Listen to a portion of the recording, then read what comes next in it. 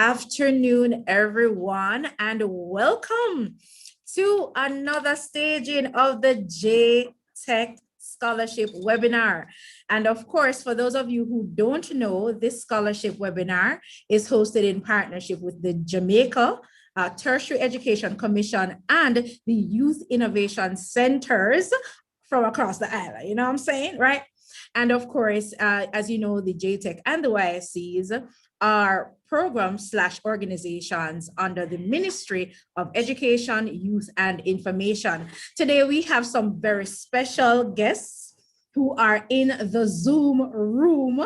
Listen, let me tell you something. Last year, we heard the testimonials of persons who got their scholarships, persons who applied and get them little grant and all these good things. We are here one more time to give you the scoop on scholarships.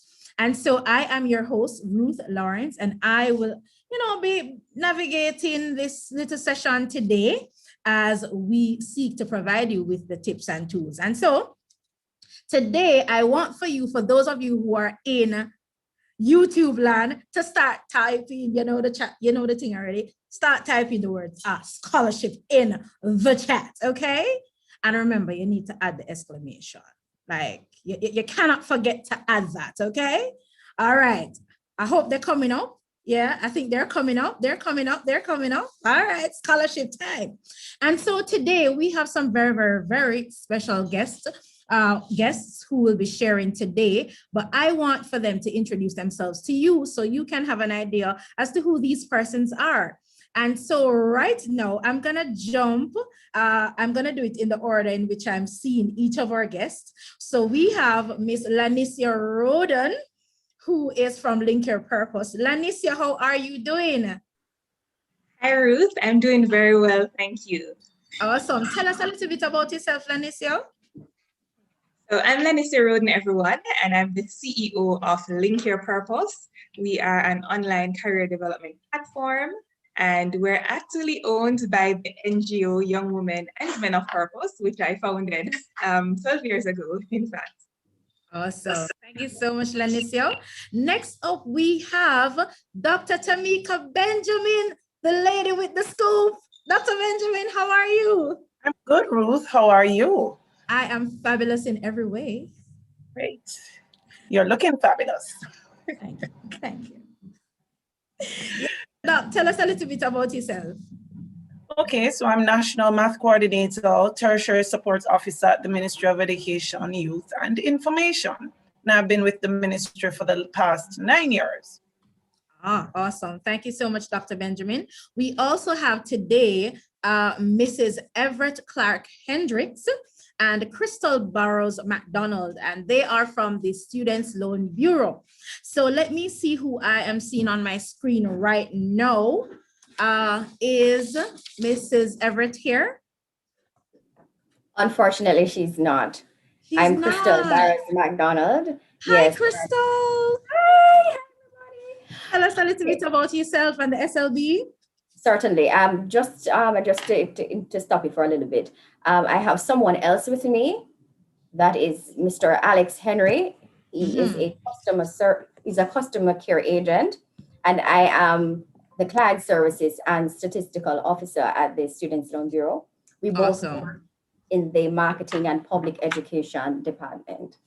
All right. So let me see if I see Alex here, but I guess you're repping both. Hi, Alex. All right, cool. I think Crystal would have done the honors, but Alex, just go ahead and introduce yourself to the people in YouTube land. Yes, ma'am. Hi, everyone. I'm Alex Henry, as was stated, customer service agent here at the Student Loan Bureau. I'm looking forward to share with you all today. All right, awesome. Big up yourself, Alex. Next up, we have Miss Caroline Mafu from the Grace Kennedy Foundation. Miss Mafu, how do you do? I'm good. I'm very excited to be here. So I have worked with the foundation. I'm the CEO, and I've worked there for the last 12 years. And we do a lot of work with tertiary students. That's a big part of our work. So I'm really excited to be sharing with them today. All right. Thank you so much, Ms. Mafu. And last but certainly not least, we have Ms. Jeanette Lewis from the Betting, Gaming and Lotteries Commission. Jeanette, are you there? Hi, Ruth. Good afternoon, and good afternoon to Hi. the audience. Lovely to be here. I am Jeanette Lewis, Manager for Corporate Affairs and Communications from the Betting, Gaming and Lotteries Commission. And I am delighted to share with a new group of students this year how they may benefit from our BGLC Tertiary Education Grant for their higher education. So looking forward to the dialogue. Thank you so much, Jeanette. So guys, we're about to kickstart the scholarship webinar right now. The illustrious guests have introduced themselves, and you get a little take into their business and what they do and their organizations and all of that. So we're gonna jump into it right now. And segment one, actually, we will be looking at as they say, the hunt begin. But see if Miss Sanguinetti is in the building. Oh, Gina. Hi, Gina. Hi, Ruth. I don't know, how could I forget you? You know, we're friends from last year. Even though we haven't spoken. Well, I'm happy to be here. I'm here. This is Gina Sanguinetti Phillips, and I'm here representing CCRIF SPC, that people used to know as the Caribbean Catastrophe Risk Insurance Facility. And I'll be discussing our scholarship program later this afternoon. All right. Awesome. Thank you, Gina. So right now, guys, we're going to talk about the Let the Hunt Begin. And of course, this section, we will be looking at the J-TEC scholarship database that they have that will actually be able to put you in a better position as it relates to navigating the various scholarships that exist. So the person who will be doing that at this time is Miss Tracy Ann Smith, the lady with the information and the database. Yeah, Tracy Ann Smith from the JTEC, who will be sharing with you right now. Tracy, are you there? I am here. Hi, Ruth. Hi, everyone. Hi. Hope everyone is having a fantastic afternoon. I am very delighted to share with our guests here today about our scholarship database. For persons that have been, this is our first time at our JTEC webinar, let me just share a little bit about JTEC. We are an agency of the Ministry of Education, Youth and Information. We have been established since 2012 to regulate and provide oversight of the tertiary sector in Jamaica. And among our functions and our roles is to register institutions offering higher education, conduct research on areas of interest within the tertiary space, as well as to provide, educate, promote, disseminate information on tertiary institutions. So we share a lot of information with our key stakeholders. Now, Ruth indicated that I will be sharing this JTEC scholarship database. So I won't delay any further because I know persons are quite excited about that. We shared that last year, and as Ruth indicated, a lot of persons came with testimonials about the new scholarships that they heard about and were able to apply and win. So I'm going to share screen right now.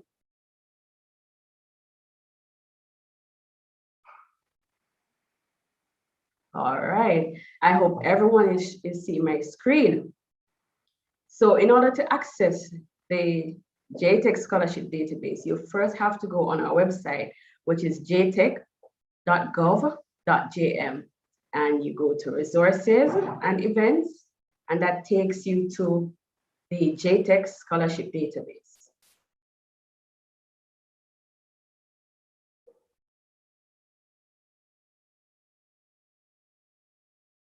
All right, here we go. All right, so you'll notice here it's very easy to use. We try to make it easy for our students, parents, teachers, or anyone interested in wanting to find out more about scholarships. And we have developed this tool about 2 or 3 years ago.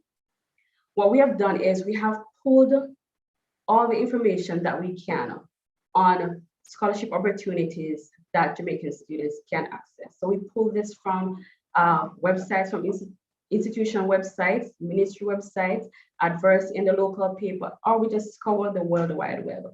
So you'll see here on our tab, we have Jamaican scholarships, just scholarships to study locally in Jamaica. We have global scholarships for persons interested in studying overseas. They are bursaries and grants, educational loans, and we have recently included an additional tab, USA scholarships, because we realize that quite a number of our students go to the USA to study. So it's quite easy to use. And I'll go through the first tab, which looks at the Jamaican scholarship. So you will see here the name of the scholarship, area of study, eligibility, amount awarded, the organization offering the scholarship, the selection criteria, method of selection, condition, tenure, the number of awards, website link, deadlines, as well as the institution where the scholarship is tenable. We are currently in the process of updating the 2021 scholarship database. So you still see some scholarships from 2020. The scholarship also has the database rather, also has the option to search. So say for instance, we have CCRIF here. So say for instance, you're interested in a scholarship from CCRIF. This is the information that is available for CCRIF. All right, here we go. So last year, the CCRIF Scholarship Development Program offered scholarships in the amount of $62,000 to cover disaster persons interested in studying disaster management. So see here the amount being awarded, the number of scholarship, the contact details, as well as the website link. So we try to provide as much information that we can to assist students. All right. Let me do another quick search. And the scholarships they are not just for the traditional areas. Say you're interested in studying dance. There is a Grace Kennedy Scholarship for the Edna Manley School of the Performing and Visual Arts. And let me not forget the Ministry of Education, Youth and Information. So we have all the scholarships that the ministry offers, from the Jamaica Florida Scholarship, the Jamaica Government Exhibition Scholarships, the Jamaica Labour Party Education Fund, which was offered last year, is also included. So we have a broad spectrum of scholarship opportunities that are available for students. There's also the Global Scholarship. So for persons interested in studying in, here we go, in Australia, we have scholarships for Malaysia, China, the Cuba bilateral scholarship that is offered annually, which I believe closes in a matter of days. So there are scholarships there. I would encourage persons to visit our website to learn more about these scholarships and opportunities that are available for them. I mentioned earlier that there are also bursaries and grants that students can access. So some of the bursaries are the JTEC Student Union Bursary, the Dr. Keith Hurt Memorial Bursary. So there are also bursaries, grants, the student loan grant, the JAMVAT program, which I believe Dr. Benjamin will go in further detail with, the SLB grant, the Betting, Gaming and Lotteries grant.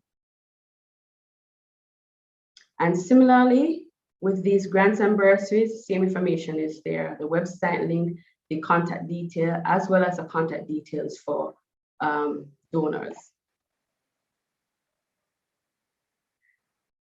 We understand that not everyone will get a scholarship.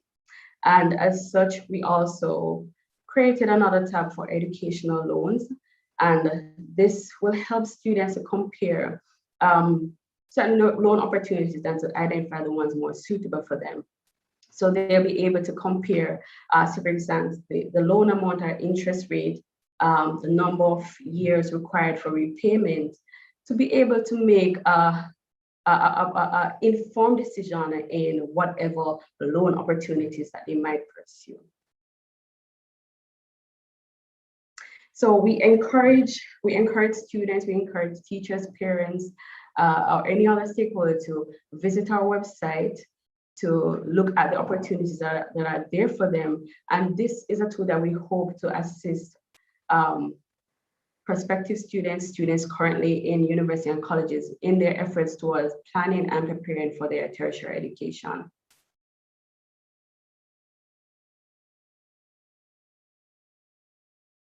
Ruth? Yes, I am here. Okay, great. I thought you were gonna add a little bit more, but listen. Okay, if I should brag a little bit more, what in total we have about 400 scholarship entries with over 750 awards. The total value for last year that we've been able to identify for scholarships was over 50 million Jamaican dollars. Wow. And that was for local scholarships. We didn't submit the funding valid for the global scholarships. So there are a lot of opportunities there for students. It's just for them to learn about these opportunities and access them. How to access. It is this tool really to help students. We are available to provide support to students. We have our Jamaica Tertiary Education Commission customer service support where students shoot an email and within 24 hours, we respond to them. So we share this information with students through webinars like this. Before COVID, we had our road shows where we went into the schools and assisted the students in whatever way we can for them to really access these opportunities. We've provided information on the selection criteria, documents required, etc. So it really helps students plan. Tracy. Yes, Ruth. When I hear these things, know if those of you in YouTube land is as excited as I am. Listen, JTEC went above and beyond. Like I'm looking at this database right here, Tracy, and you even have the documents required. So yes. One-stop shop for everything, scholarships and grants. Yes, because we realize it's quite time consuming. It takes a lot of time. Right. And we want students to make the most informed decision. Absolutely. Once they know what are some of the requirements, they definitely know what they're eligible for and what they're not eligible for. And our panelists will share that when persons apply for scholarship that they are not eligible for, there's no way that they will win the award.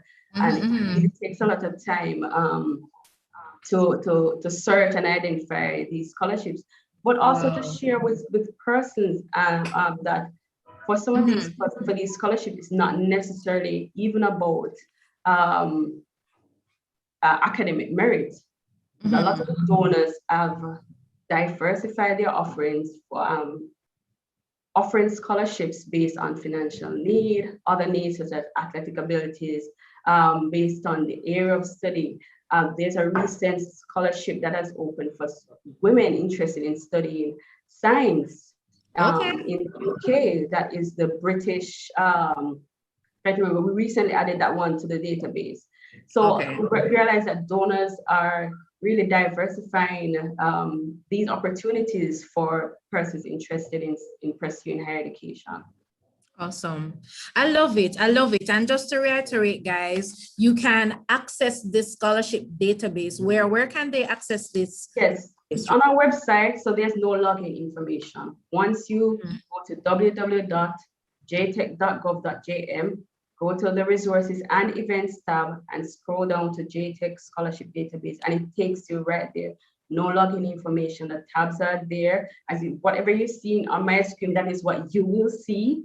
There's a search feature that will help you because it's quite tedious to go through over 400 scholarships. So if you're interested in studying nursing, pharmacy, hospitality and tourism management, you can type in those keywords, and all the scholarships that have those keywords in it will just come up. Yes. Yo, listen, I am excited. Listen, right now, Tracy, I see heart going up in the chat. People they love this because you're literally helping so many young persons right now who a lot of them right now, them kind of confused because they don't know where to look. But you Yes. provided them, Tracy, with a solution. And we just want to thank you for the information that you have shared so far. And of course, we are going to jump now from Tracy to Miss Lanicia Roden, who's going to be sharing now about how to join the scholarship hunt, one, but equally so, how to win the scholarship. Like, listen, it's all well and good to apply for the scholarship, guys, but you want to make sure, so listen, it's when you apply, you come through like a boss. So we have a boss lady who is here. And of course, listen, when she went to university, guys, let me just give you a little scoop on her. She did not pay $1. She did not pay $1 for her bachelor's or $1 for her master's. So she's here. Who is more qualified to talk about these things than Lanicia? So Lanicia, it's over to you, give the people the scoop.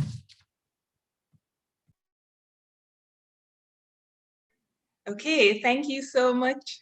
Thank you so much, Ruth. All right, everyone. So I'm really happy to be here again with you. I'm just going to share my screen so that you can see what I will be talking about and get a better understanding and a better idea of how you can actually get a scholarship for yourself. As Ruth mentioned, I got scholarships during my undergraduate. Unfortunately, Ruth, because I didn't know about scholarships before going, I had to pay school fees in first and second year, but I had a scholarship in second year too, but I got it when I was in third year. So I'm going to tell you all about that right now.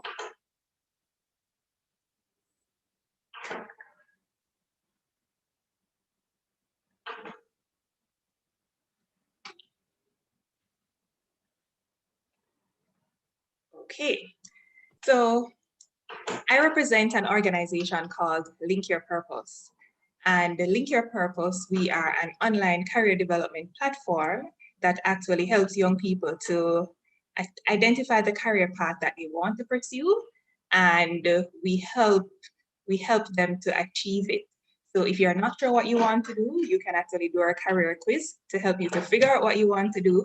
And then we also promote youth opportunities, including scholarships, conferences, internships, jobs, and we also give you access to online career mentor.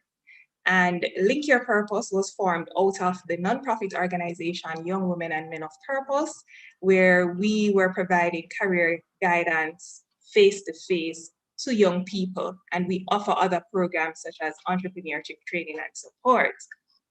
Now, I'm in the field. Yes, I'm a social entrepreneur. So I'm someone who founded a business that not only generates revenue, but we're creating social impact. And the profits that we make actually go back into the nonprofit to help people to offer programs. So that's my main title, and I do other things, right? But that's the main thing that I'm doing right now. But I'm here to talk to you about scholarships. Now, I remember the scholarship session last year when we were saying, school's not out, scholarships are still being offered, even though most schools were offline, right? Were online rather. And we're still in the pandemic, but guess what? Scholarships are still being offered. So even though some schools had gone back face-to-face a few months ago, all schools are now back online, but guess what? Scholarships are still being offered because school fees and other administrative fees, they have to be paid. And we're looking forward also to when we will get to be able to freely go back out and see each other face to face. So I want to talk about the types of financial aid that are available. So a scholarship is a financial aid, right? And there are different types. So earlier you heard about some that are, and the different types that are available on the JTEC scholarship database. So the first one, and probably the biggest one and the most important one that we want to look at, are scholarships. What is a scholarship? So a scholarship is a financial aid. It is an award that is offered to students to further their education. And usually scholarships, they come with different criteria based on what the donors believe in right? And so that is what a scholarship is. And scholarships can vary from small amount to very large sums that could cover maybe part of your studies or even all of it, right? And we're going to look at that a little bit more. Then we have what is called a grant. So the grant is usually the smaller award that is offered to students. And you have grants such as a book grant.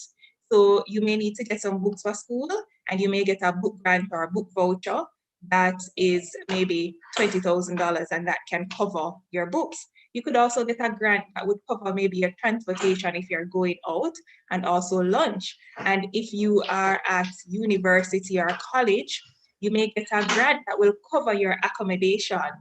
Okay, you may also get grants in the form of the actual cash. But as I said, the grants tend to be smaller than scholarships, and they don't usually cover everything.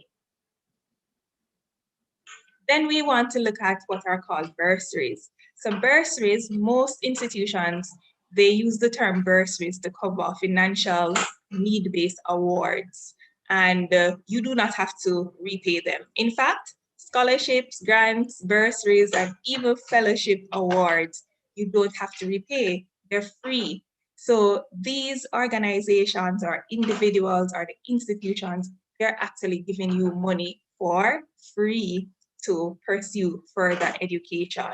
So the bursaries, most time bursaries are used to describe money that is given to students who are in need or persons who are in need.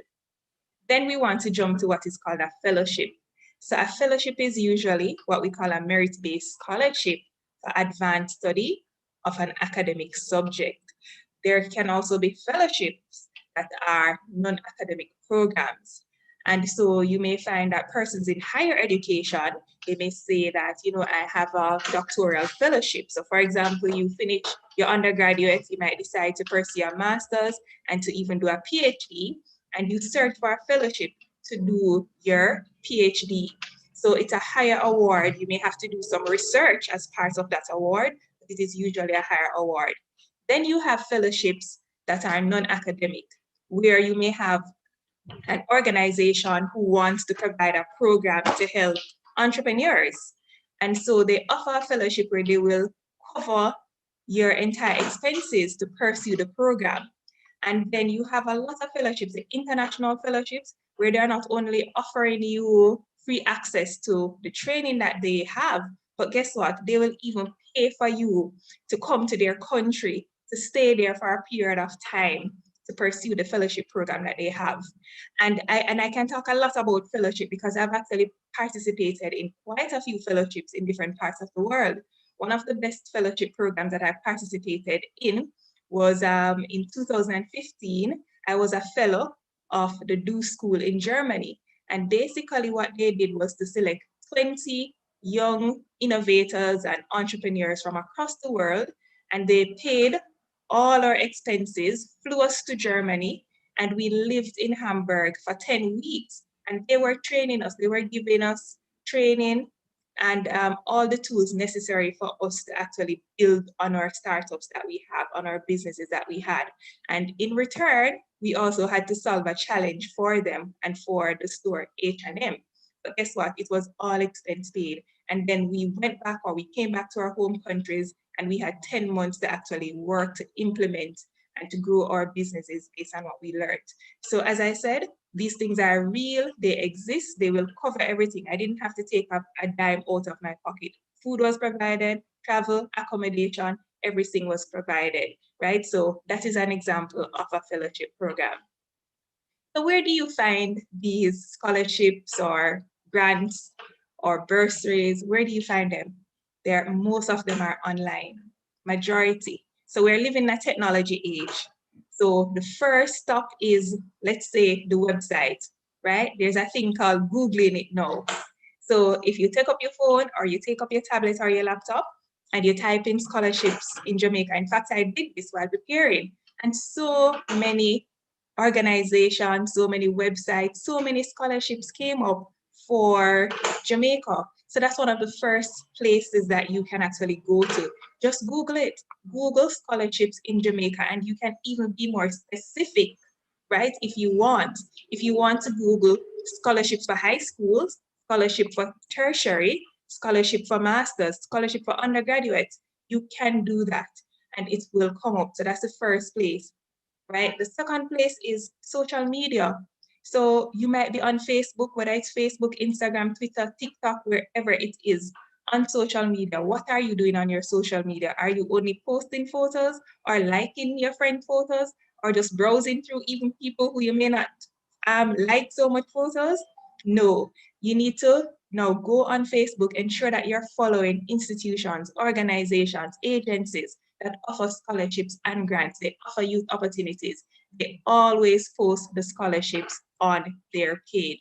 So you want to ensure that you're looking for that. Ensure that you're following J-TEC online, on Facebook, on Instagram. Ensure that you're following all the other places because they will post the opportunities as they come up. And I cannot not mention J-TEC and the lovely database that you were just presented with. So you saw the database, it has so many scholarships on it. And you know what I love about the JTEC database? They actually group the scholarships in areas. So you have your international scholarships, the public sector, right? You have different scholarships, you have local scholarships. And they're, as you would have seen just now from the previous presentation, they're actually grouped based on the area that you're interested in. So JTEC should actually be the first place on the web where you're going to go to find your scholarships. But guess what? If you go on JTEC's platform and you don't see a scholarship for you, there are a few other places that you can go to find scholarships, right? And so the more the merrier. So we are always happy to know where else we can go. So on our platform at Link Your Purpose, we also share scholarships and other youth opportunities. So we share the fellowships, we share internships, we share jobs that are linked to the career that you want to go into, right? So we will require that you register. Registration is for free, and you can go on and get access to the scholarships. There are other organizations too that you can find, such as Scholarship Jamaica, and there are numerous other organizations that are dedicated to showcase the scholarships for you. You can also go directly to the organization's website. So if it is that, for example, NCD Foundation or Grace Kennedy Foundation has a scholarship, then you can go directly to Grace Kennedy Foundation's website and you will find information about their scholarship, how to apply. In fact, for most of these organizations, especially in this day and age, you can apply directly for their scholarships from their website. So you just look for apply and you apply right there. Government ministries such as the Ministry of Finance also promote scholarships on their website. So you can go there. And guess what? A lot of the embassies, they promote scholarships. So the international scholarships, for example, the British Council will have the Shivani Scholarship on their website. The US Embassy may have the Fulbright Scholarship. These embassies will promote the scholarships that they have on their websites. So what are some tips that you need in order to get the scholarship? So the first thing that you have to do is to do your research. If you don't do your research, then you won't find the scholarships. The scholarships are there. J-TEC has nicely packaged the scholarships. All the other organizations have nicely packaged the scholarship for your ease on their platforms. They're on social media where you're on, right? So they're there, but you have to go on. And when you go on, you have to take the time to browse through, scroll through to see what you want. Don't get overwhelmed, right? You can search exactly for what you want. Is it an undergrad? Is it master's? Is it hospitality? Whatever it is, take your time and search. Then you want to ensure that when you find the scholarships, read the criteria.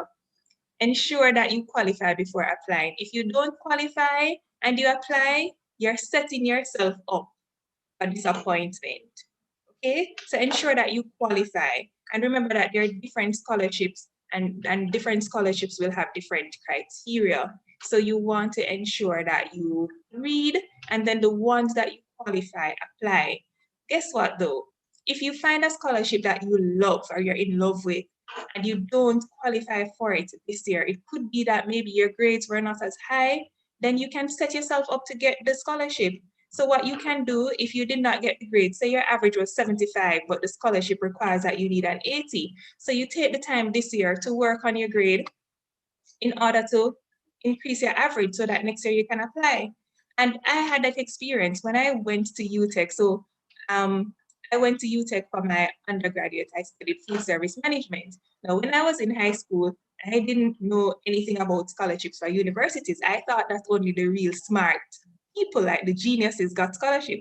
And the funny thing, one of my friends in my friends group, she had a government scholarship coming into high school, but we saw her as a genius. I didn't consider myself a genius. So I wasn't even thinking about scholarship. And it wasn't until I got to JTEC that I actually learned about scholarship, right? But because, so just to backtrack a little, I didn't apply for a scholarship, but I applied for student loan and I got it, right? So I got student loan, I didn't get their grant, but I got student loan and I went to university. And I just want to put that there that if you don't get the scholarship, do not delay your education. JTEC also promotes organizations that have grants or loans for students. So, and you're gonna hear from the Student Loan Bureau. So apply for it. But when you get there, seek out the scholarship. So when I got to JTEC, I saw advertisements for scholarships and I sought them out. My average was a little bit low, not what I wanted in my first year. And so I had to work hard. But by the end of second year, my average would have increased and I applied for scholarship. And not only did I leave JTEC with one scholarship, I actually had 2 scholarships over a 3-year period at JTEC. So you can actually get qualified or become qualified to get the scholarship based on the criteria. Spend time on your application. Don't rush and wait on the last minute. Sometimes these scholarships may require that you have a reference letter from somebody. Imagine if you're applying at the last minute, then you may not have the time to go find the person to write the reference letter for you. So ensure that you spend time, read through to see what you need, and ensure that you put everything together and spend time to do a proper application. Then ensure that you submit the application. If you apply, if you complete the application and you didn't submit it, then it is just as bad as not applying at all, right? Then we want to look at what are the scholarship providers looking for. So one of the first things that they look for is those who are adhering to the deadlines. You have to pay attention to deadlines. Once you send a scholarship application, once you submit it after the deadline, the providers may actually ignore it, okay? You will not qualify. In fact, with technology, many of the scholarship portals, they automatically close off after the deadline. Understand? We offer scholarships through Young Women and Men of Purpose. And the form that we use, it is going to close the end of day on the deadline. So if you try to access it the day after, and we have had people who've called us to say, oh, but the portal is closed. And I have to say to them, the deadline was yesterday, all right? Unfortunately, you'll have to apply or look out for it next year. So please pay attention to the deadline. Ensure that you check the criteria. When you apply for scholarship as scholarship providers, we're going to shortlist the persons who meet the criteria. We are going to shortlist. We have to shortlist. An organization, we offered, it was between 12 to 14 scholarships last year. And we had over 670 applications. Now just imagine you have 14 scholarships and you have to go through 670 applications. We have to shortlist based on the criteria. So it is important that you meet the criteria. Then, as I said, we're going to shortlist. We're going to shortlist based on the criteria. We're also going to be looking at those who stand out based on your grades. Not only your grades, grades are very important, but we want to know that you're doing things outside of your academics. What extracurricular activities are you involved in school? Do you do any form of volunteerism? Do you participate in any community service activities within your community? Do you have any leadership experiences? And if some scholarships require an essay, so if you have to write an essay, what type, how is your essay? Did you spend time? Did you answer the question? You have to be careful because these are the things that we are looking for. Now, after you've been shortlisted, you might get to the stage of an interview. And that is awesome because it would have meant that you would have made some progress or gotten closer to achieving your dream of getting the scholarship. So in preparing, usually as scholarship providers, we're going to tell you in advance when you have the interview. You're going to get some time. So you want to prepare for the interview. Go over your application. Go over what they were looking for and prepare for your interview. When you go to the interview, ensure that you're authentic. You're being yourself, right? We are looking to see that what you wrote on the application matches what you're saying to us. We will ask specific questions just to make sure that what you wrote add up. We have actually had cases where there are persons who they didn't complete the application form themselves, understand? And so their answers did not add up. So you want to look at those things to ensure that it adds up. And just be yourself, talk about your needs, talk about why you apply, and ensure that you'd have done some research on the company so that you are able to say your company is in line with, or my beliefs is in line with your company. And just remember that the providers, they're going to select the best candidate. We want the best candidate to help those in need, but we also want to help the person to best represent what we stand for as an organization. So those are some of the things that I just want you to look out for. And finally, just some of the general reasons for rejections. So if you didn't get a scholarship, it could be that the organization was oversubscribed. They had too many applications. I shared with you that we got 670 applications. We could only select 14 persons, right? It could also be that you did not qualify or meet the criteria. Another reason could be that not well-rounded, right? Enough. So you have the academic grades, but no extracurricular activities, no leadership skills, no volunteerism. So you want to ensure that you work on these things. You did not display need. So if this, not all scholarships are need-based, but if the scholarship is need-based, then you need to ensure that you display the need. Speak about your need. Don't be afraid to talk about your need. If one of your parents is unemployed, then say that. Don't hide it because we want to see those things. Inauthentic. If the information does not match up, if what you have on the paper does not match up to what is on your interview, then you're going to be disqualified. Inarticulate. You want to ensure that you can articulate, understand? And it's just be talking, answering the question, listen carefully and answer. We also want to, another reason could be that you have no goals or future plans, especially if you're doing an interview. We're going to ask you, what are your future plans? What are you going to do with the scholarship? What are you going to do after high school or after university? We need to know that you have a plan. And another one is does not know how they will use the scholarship funds. Even if it is stated on the application, we're going to ask you, how are you going to use the funds, right? So as I said, in our organization, we do offer 3 scholarships, well, 4 scholarships now on a yearly basis. So you can actually look out for them. These are the forms from last year, but we're going to be launching the scholarships for this year. At the end of the month, it will be the same application, the same flyers, but with different deadlines. So you can actually look out for them. We do state the criteria for the scholarships, and we do shortlist. We have to shortlist, and we do have interviews, but just want to encourage you to look out for them. The scholarships are there. People are there who want to give you money. In fact, this last scholarship that we're offering now, somebody reached out to us to say, I want to offer scholarships through your organization. And this is not an academic scholarship. It's just it's an essay of someone writing what career you want to pursue. And you get $40,000, and it can be used to buy a laptop or tablet, whatever it is that you need for school. So organizations are there who want to offer scholarships for you. So ensure that you do your research and that you are looking out and making the application and submitting it. All right, so these are just some of the photos of awardees that we've had over the last year. But thank you very much for listening. I'm looking forward to the questions that you might have, and all the best with your scholarship hunt and your application.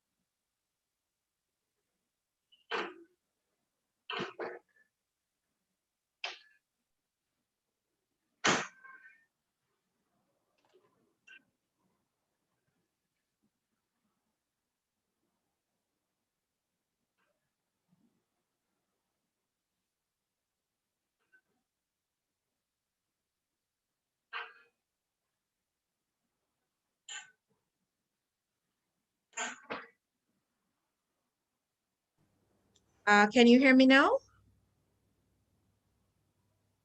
Hearing you now. Okay, awesome. I think we had a little technical glitch a while ago. So sorry about that.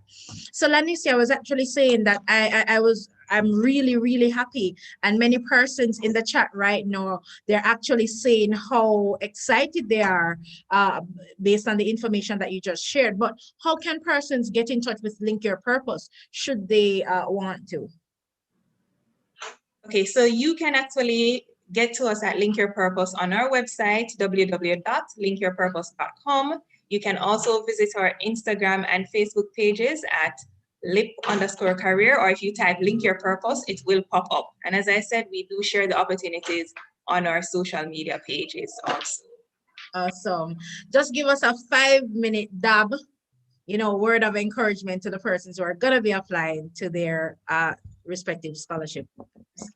So I just want to encourage each and every one of you to apply. Do not doubt yourself, right?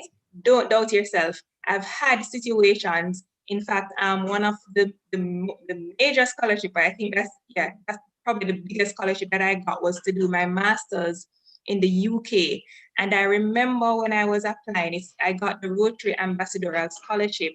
And I remember when I was applying that there were other persons who said, I'm not applying for that because it was a fixed grant. And they're like, what if the money run out?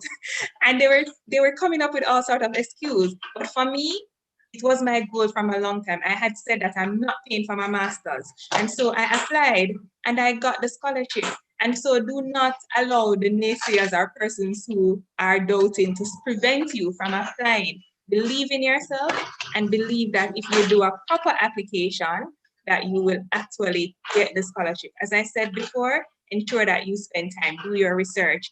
And I also just want to highlight this because it's not easy to get a scholarship. So do not think that it is easy.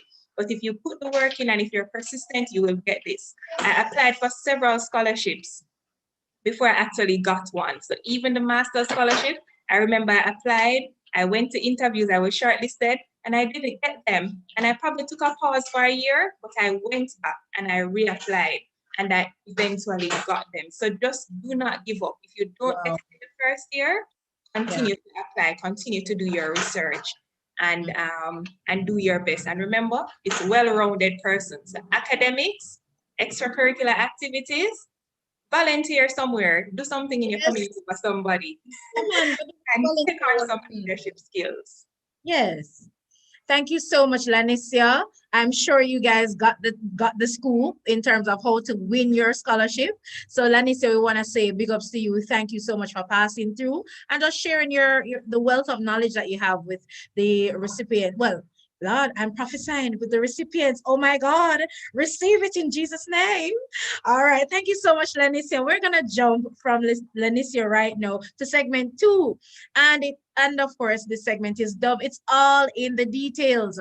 Right now, we're gonna move to Dr. Tamika Benjamin from the Ministry of Education, who will be sharing a little bit about the JAMVAT scholarships, how it is that you can qualify for that scholarship, and if there are any other scholarships or grants that the ministry has to share with you today. So Dr. Benjamin, it's over to you.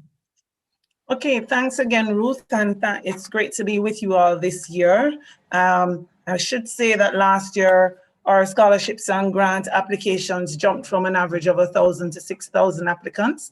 And I'm sure that participating in the webinar last year made a difference. So the Ministry of Education, Youth and Information has several opportunities available to tertiary students pursuing their undergraduate programs. I think this year we only have one postgraduate scholarship available, but majority of the scholarships that the ministry offers and the grants and JAMVAT are available to students who are pursuing their undergraduate programs of study. So let me take you through for JAMVAT, which is the Jamaica Values and Attitudes Program. Under this program, students can receive tuition assistance. And the program is really designed, along with providing that support, to promote and encourage positive values and attitudes which are necessary for community development. The application cycle for the 2021-2022 academic year will begin on the 1st of April, and it will close on the 30th of June. Now, this year, and this will also apply to the ministry's scholarships and grants, the applicants will have to submit their application via a portal that will be launched on the ministry's website on the 5th of April. So last year, persons would have downloaded the various application forms and they would have submitted them to a specific email address with their supporting documents. We are trying to improve the system and make it much more efficient and allow, which not just in terms of applications, but also in terms of the management of the awardees and beneficiaries at the end of the process. And so a portal is being developed. It will be launched, as I said, on the 5th, and the persons will be able to go on and choose whether it's a scholarship, a grant, or JAMVAT they want to submit their application for. So that's the mode that you're going to use this year to submit your application for JAMVAT. Students who are full-time students can apply, and as I said, those doing a first degree should not have another degree, another first degree already. They should be unemployed and be able to demonstrate that they have a need financially. Oops. And they should have a grade point average of 2.5 or above. The grade point average is not required for students who are in their first year of their program of study. And once you are successful, students will receive 30% of their tuition funded up to a maximum of $350,000.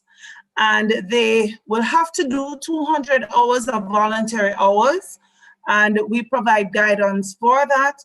And right, so those are the main benefits.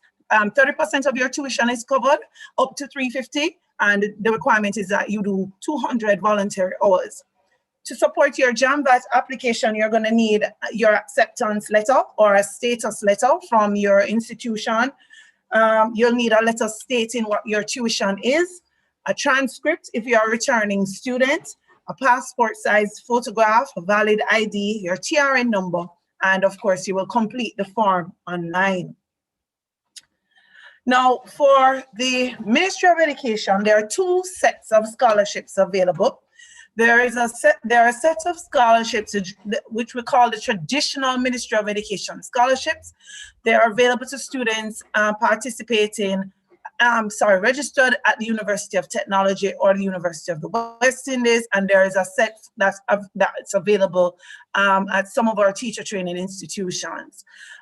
There will be information, we'll be posting that information on the ministry's website because it's quite a bit. And the details, most of those scholarships are for students who are sitting Cape and Cape 2.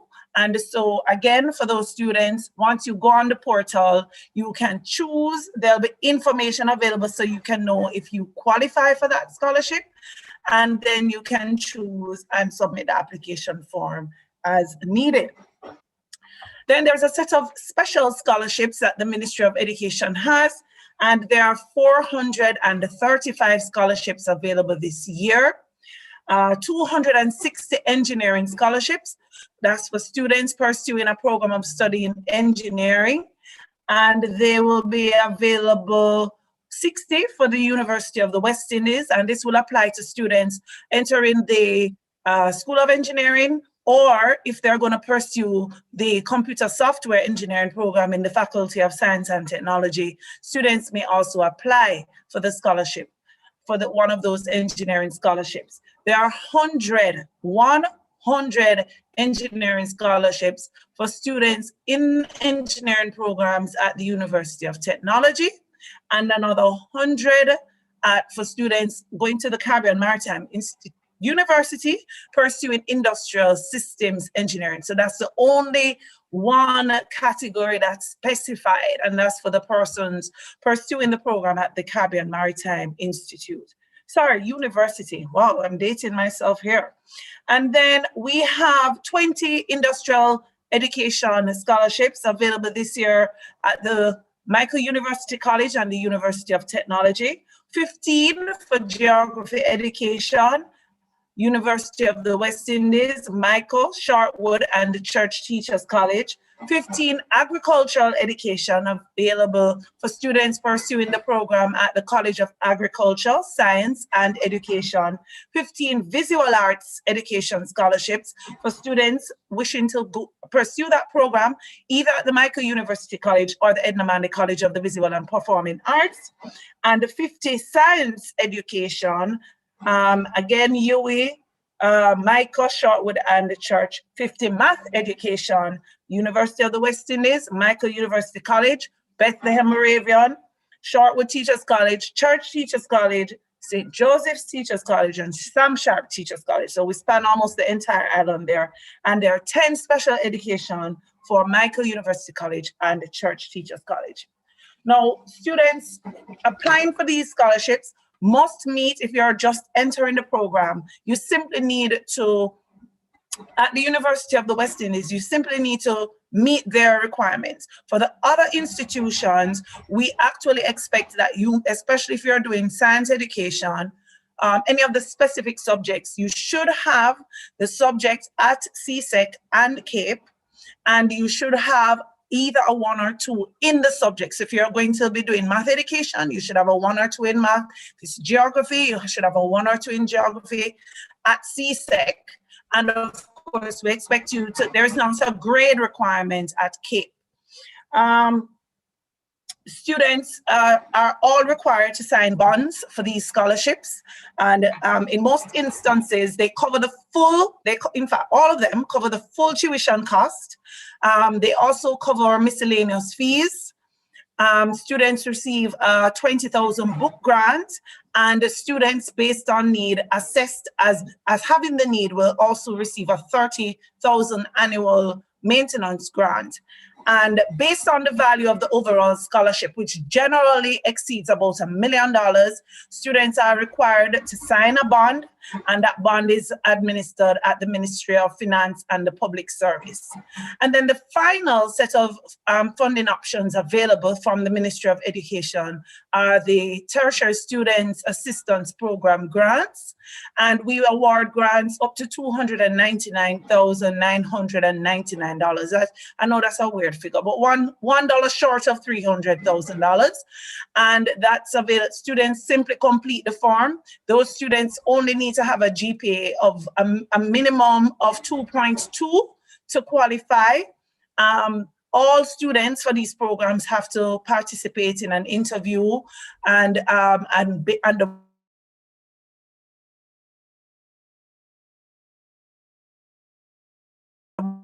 once assessed the universe. We want to encourage students to put in their submissions. This year, we are going to be setting a slightly different system in place, but for the grants, we have an established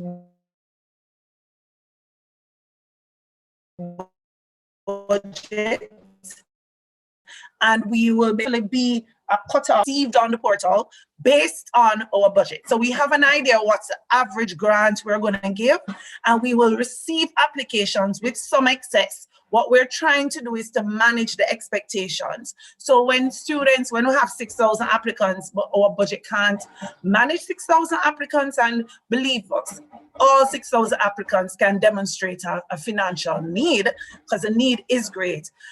We want to control the expectation, and so we are encouraging students to get out of the gates early, submit your applications early, and this is specifically for the grants. The scholarships will have the full application period of April 5 to June 30 available, but there will be a point at which the portal will not accept any additional grant applications. And so I really want to encourage students to get your documentation together. Within a week, you can check the ministry's website to see what documents are required, and you can get your documents together. You can actually submit the application, start uploading your documents. It will allow you to, save what you've done and and get the other documents and until you're complete. So I'm just encouraging the students to get out of the gates early so you don't miss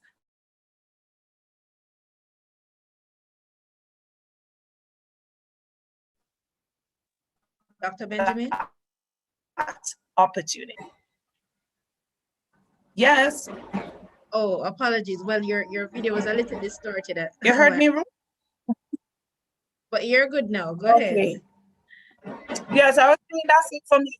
No, I was saying that's it for me today. Wow, listen, Doc, I am so happy that you are here. Listen, when we hear the 435 scholarships, I was about to jump out of my chair. I was like, what? But what I love, though, that the ministry is doing is the fact that the ministry now will have one space where all the scholarships and grant opportunities will be made available to students. So whatever it is that you're applying for, you just need to select what it is, and it will, of course, load accordingly for you to do your application. So that I'm very happy for. I see some persons in the chat asking about engineering scholarships. You did mention that there will be, I think it's 260 engineering scholarships that will be made available to students. Could you just again reiterate the institutions that will have, that will be able to access these scholarships? The scholarships are available at the University of the West Indies. It's 60 there. The University of Technology, 100, and the Caribbean Maritime University. And I know I really want to encourage the US students. They have one of the more expensive tuition fees. I think it's $10,000 for the students in the School of Engineering. And so I know it has meant it's provided a significant benefit to a number of students. And so we want to encourage students to, again, make sure you get in early and that you access the funding that's available. All right. So final question to you, Dr. Benjamin. For persons who would probably want to get in touch with the Ministry of Education, where can they go, be it website, social media, or even an email? Where can they contact the ministry, or how can I would say that they can still use the scholarships at moey.gov.jm email address. The administrators will still respond to queries there. And for grants, it's grants at moey.gov.jm, and then JAMVAT would be the same, JAMVAT at moey.gov.jm. So they can still submit queries to those email addresses, and the respective managers will respond and provide the information needed. Wow, Dr. Benjamin, it's always a pleasure to have you sharing with us. And of course, guys, remember the Ministry of Education's website is www.moey.gov.jm. All right, to access information regarding their scholarships and grants. So thank you so much, Dr. Benjamin. Thank you for sharing with us this afternoon. We're going to jump right now from Dr. Benjamin to the Grace Kennedy Foundation. And we have the CEO of the foundation, Miss Caroline Mafu, who will be sharing a little bit about what the Grace Kennedy Foundation has been doing, because I know they have been doing a lot of work with regards to scholarships disbursements over the years. So we want to hear from the lady in chief, just to share with us. Miss Mafu, are you there? I am. I'm trying to get permission to share my screen. You're good to go. You're good to go. Great. Okay, great. Hold on. Second, let's see if you'll allow me now. All right. Yes, I am very excited to be speaking today. Okay, 1 second. All right, are you seeing the screen? Yes, we're good. Awesome. Okay, I need this thing off the screen here. All right, great. So, but my thing is not moving. My slide is not moving, so I'm going to stop sharing and let's try again. 1 sec. Why is it doing that? It's not allowing me to move my slides. All right, we're back in business. Awesome. All right, good afternoon, everyone. I am, as I mentioned, very excited to be able to share with you today. I am a mother of 3 children, 2 that are, one that just finished university, one that's in university, and one that's will be going to university in a few years. So I can relate to the whole issue of trying to find funding and scholarships to make it through.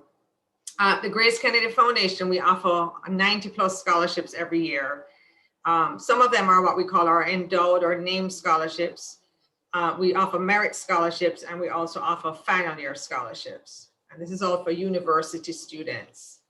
So just to give you a quick breakdown, we offer the Grace Kennedy Jamaica Scholarship, which is for a student that has just completed CAPE 2, and it's valued at $550,000. We have a scholarship at UTEC, which is valued at $450,000. We have the Douglas Orain Scholarship for Science, Technology, and Engineering at UWI or UTEC, and that's valued at $400,000. We have the Rafael Diaz Scholarship for Business at UWI only, and that's $400,000. And then we have 2 scholarships, Carlton Alexander Scholarship, which is specifically for JC Pass students, and the Bruce Rickard Scholarship, specifically for KC Pass students, and they're both, you can either attend UWI or UTEC, and they're both valued at $500,000. And then we have the Edna Manley College Scholarship for students studying the arts, and that's valued at $400,000. And then we have a scholarship called the JIEE Final Year Scholarship, and that's for students studying STEM at UWI or UTEC, and the value is not there, but it is $500,000.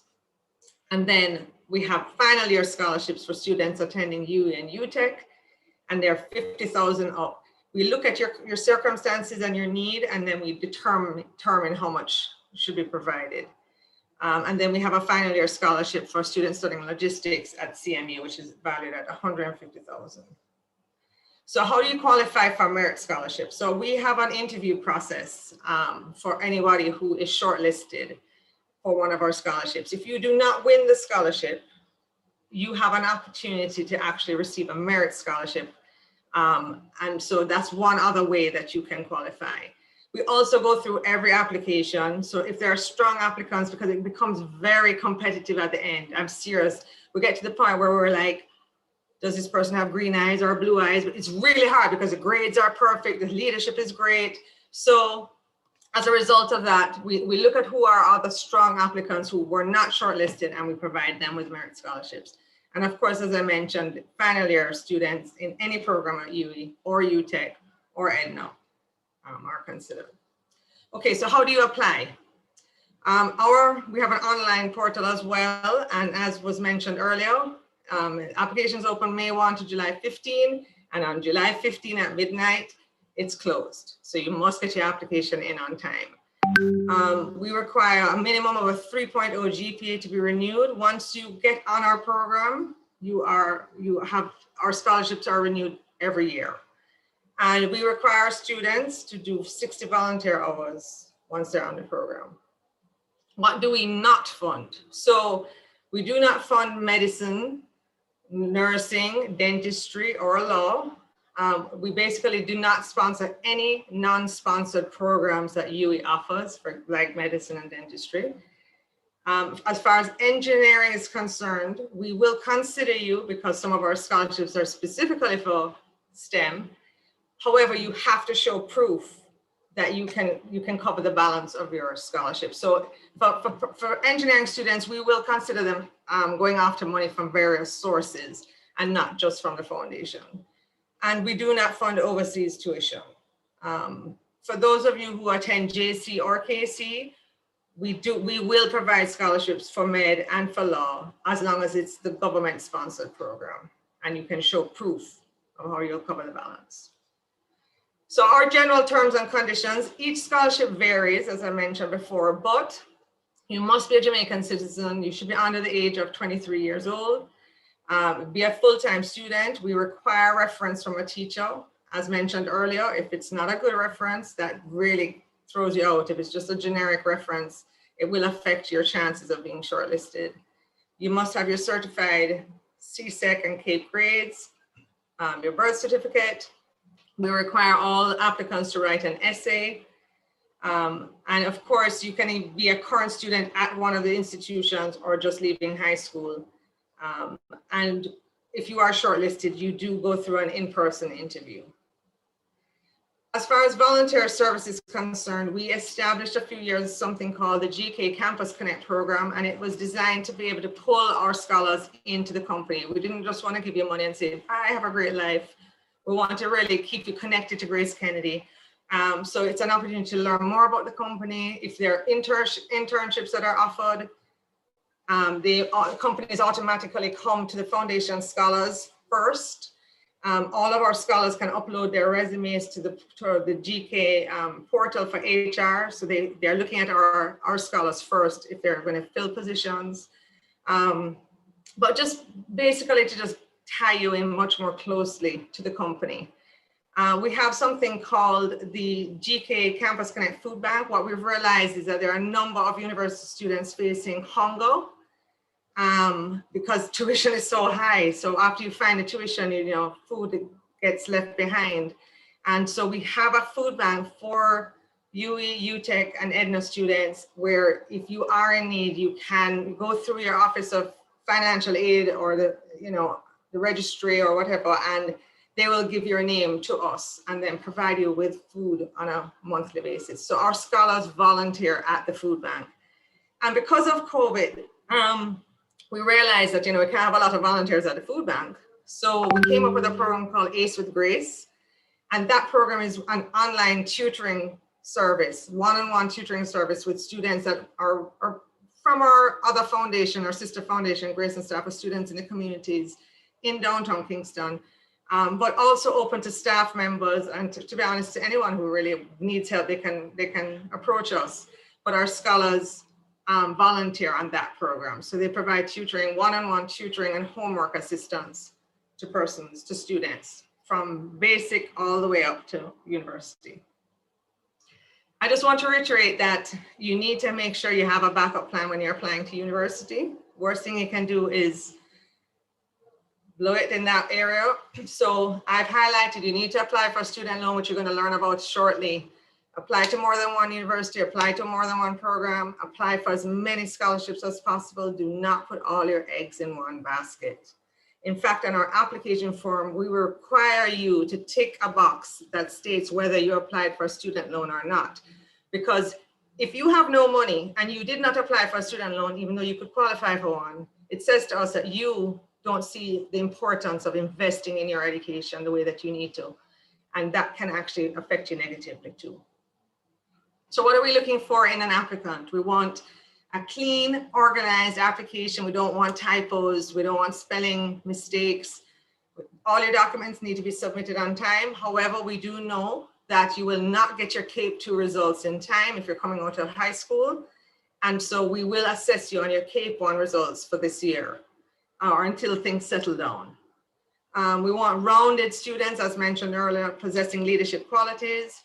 And you must have an appropriate email and phone etiquette. I remember one year I got an application from a student and her email address was liadgyal@yahoo. Clearly, she was not going to be considered for one of our scholarships. So just create an email address with your name, make sure it's professional. And we call you actually when we're getting down to shortlisting to the last batch, and we actually make calls to the students and we also assess how you sound on the phone. So make sure you're thinking about that as well. So the profile of an ideal candidate, our scholarships are merit-based, not needs-based.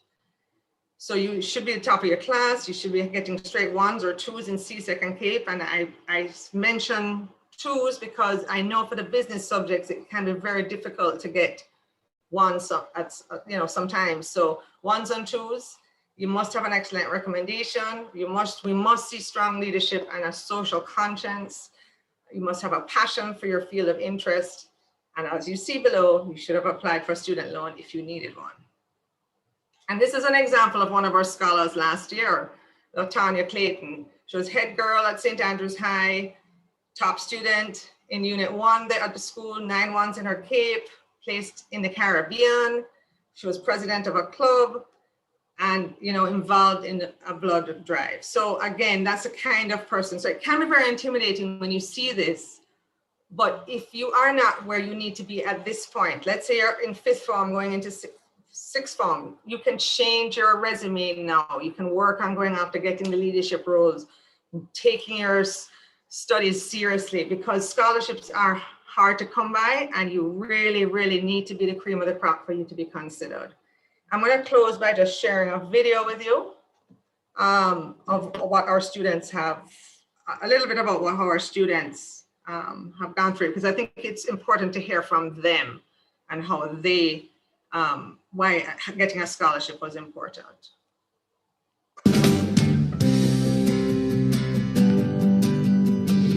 My name is Daniel White. I'm a fourth-year student at the Caribbean Maritime University, pursuing a Bachelor's of Science degree in Logistics and Supply Chain Management. Hi, my name is Alanis Blake. I am a student at the University of Technology. I'm in second year and I'm pursuing a Bachelor's of Business Administration in Marketing and International Business. Greetings everyone, my name is Andrew Mullings and I'm your 2020 Bruce Record Scholar. I'm the former head boy of Kingston College and a second year student at the University of Technology in the program of Mechanical Engineering. So I applied for the Bruce Record Scholarship because I wanted to firstly, further my studies in the program, especially in these uncertain times. But apart from, furthering my studies, I want to become a part of a family. I've had friends who have been a part of the foundations and I've seen their interactions and their involvements in various activities. And I wanted to be a part of that foundation. I applied for this scholarship because, coming from Maxfield, an era where there's not many things that you can look around to be motivated by. And I owe this greatly to my mother, who always asked me to come and break the cycle of poverty that plagues us. I wanted to be that symbol of hope and to an example for many who live in my community that you can make it out of this community. You can be a change and it is possible. There is life out there to live. And despite, where you're from and, financial background, through an education, you can achieve anything in the world. And, that was the reason I applied for the Grace Kennedy Scholarship. I applied for the Grace Kennedy Foundation J-TEC Scholarship because the pandemic hit and like others, I was out of a job. And I was working to really put myself through school, and August was coming up and I was just like, how am I going to go through school? I mean, I was starting my second year and I really, really needed funds. I was out of options at this point. And so I wrote down my plans and I said, okay, for me to continue doing school, I have to get a scholarship. So I saw that the Grace Kennedy Foundations, their applications were open. I decided to apply and I just prayed and prayed and prayed. My journey was difficult, as I said earlier, because one, I have been living with my grandmother from I was about 6-7 months old in the countryside. I was born in Westmoreland and then I was asked to live with my grandmother in St. Ann. My grandmother, I'm from the York Castle community. It's a farming community and that's a lifestyle there. The scholarship has actually impacted my life in more ways than one. Not only was I able to be somewhat financially secured through my studies, meaning I no longer have that financial constraint that was weighing me down. I feel like I'm now free from that sort of constraints and I can now shine without any form of fear when it comes to my financial situation. And also, I have developed an even deeper relationship with the Grace Kennedy Foundation. I was actually asked to come on board with the Jamaica Stroke Alliance to help as a research assistant. And through that process, I was even asked to come on board to offer administrative services as they helped to launch the Jamaica Stroke Alliance. And I think that organization is something that I really believe that Jamaicans will really support and really need. And I'm very happy to be a part of such a huge initiative. So my father is a car wash worker, so he would work and then provide the necessary finance for me to go to school. He was able to do that in primary school, he was able to do that in high school, but when it comes down to university and the financial burdens that come with university, we then realized that he couldn't afford it. At that time, my grandmother, she was now visually impaired, so she was unable to do the farming. So it comes down to me working working, but still dreaming that one day I would attain a Bachelor's of Science degree at CMU, because CMU has always been my #1 choice to study. Going to CMU and realizing how constrained it is for me to pay the tuition and keep up with the necessary spending, it makes life even harder at that time. But fortunately, I'm now in 4th year, and of course, Grace Kennedy Scholarship and other scholarships have propelled me to keep on going. I am most thankful to Grace Kennedy Foundation for believing in my dreams. It has really humbled me, and it has really made me very grateful.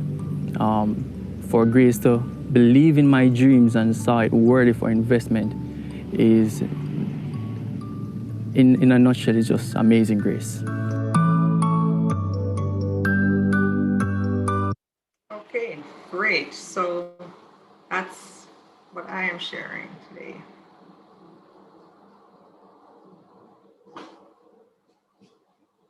Wow. Thank you so much, Miss Mafu. Listen, right now, I feel like I want to apply to Grace Kennedy. Do you think you'll accept me? You're a I'll little ensure that my email is professional. I have a quick question with you, for you rather, Miss Mafu. So tell me something. Can persons who, let's say I would have gotten the award, but I want to defer it for another year, is that possible? Not normally, no.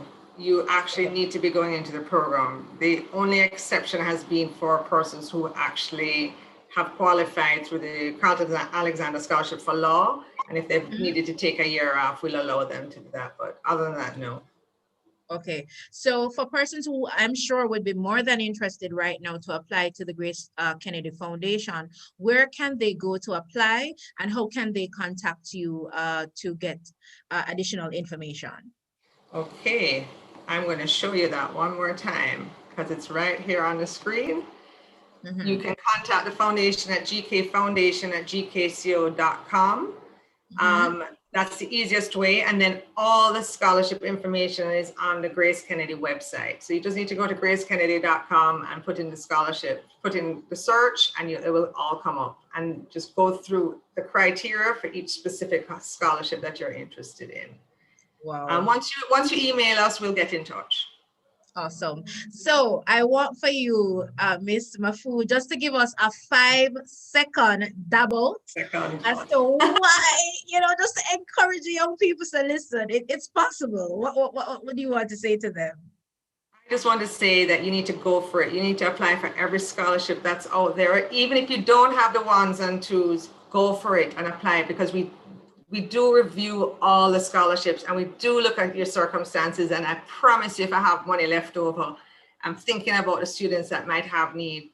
And, it's very hard emotionally. It's very hard for students financially when you're, pushing through to get through university. Yeah. But it's worth it. And you're going to change your life. You're going to change your family's life by doing it. So just really be aggressive. You can't fool around. It's not a time to play around with your CAPE and your CCRIF, or even in university. You have to go after the grades and work super hard, because it's going to change your life. Oh my God. Thank you so much, Miss Mafu. It's a pleasure having you this afternoon. I love your chill vibes. I'm sure everybody appreciates the information that you shared today with us. And guess what? Next year will be great, when we have this webinar again, And of course, if you have any little extra funds, I'm sure for persons who apply that they will be, considered once they meet all the criteria. So thank you so much again. Thank you. We're going to jump right now to the public sector scholarship highlights. And of course, right now we have the Betting, Gaming and Lotteries Commission. We have Miss Jeanette Lewis, who is with us this afternoon.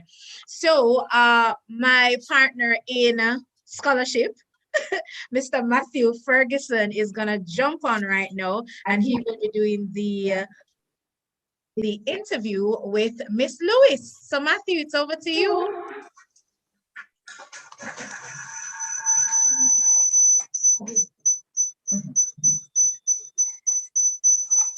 Matthew, should I make you host? Or? All right, good. Thank you for handing over to me, Ruth. And Everybody, I hope you're enjoying the webinar so far. I hope you have your pens out, you're taking the notes, and don't worry, we'll be sharing a lot of the information that was shared to everyone that registered. So you'll be getting an email from us with the contact information, the numbers, the persons who you need to contact directly for this. So no need to fear. The reason we collected all of that data was that we could share everything with you after. All right, so I'm here with the representative from the Betting, Gaming and Lotteries Commission. She is a communications practitioner like myself, and her name is Jeanette Lewis. Welcome, Ms. Lewis. How are you? Great, Matthew. Good afternoon, and good afternoon to the students who have stayed. I see we have over 400 people watching, and that's fantastic. Well, that's on YouTube. There might be others elsewhere. That's fantastic. Thank you for joining us. Firstly, just tell us quickly, why is it that the Betting, Gaming and Lotteries Commission has seen it fit to want to support students in their academic endeavors? So the Betting, Gaming and Lotteries Commission is the regulator for gambling in Jamaica. And gambling is an activity that people over the age of 18 have the option to participate in. But one of the ills of gambling is that it can derail young people from their education focus. And so we want to be able to facilitate young Jamaicans to stick with their education, get their professional qualifications, and become productive members of society. And so the BGLC in 2014 launched the BGLC Education Grant. It's not a scholarship, as Lanicia in her excellent presentation highlighted the difference. It's a grant valued at $50,000 that students can apply for, and it's used towards their tuition fees.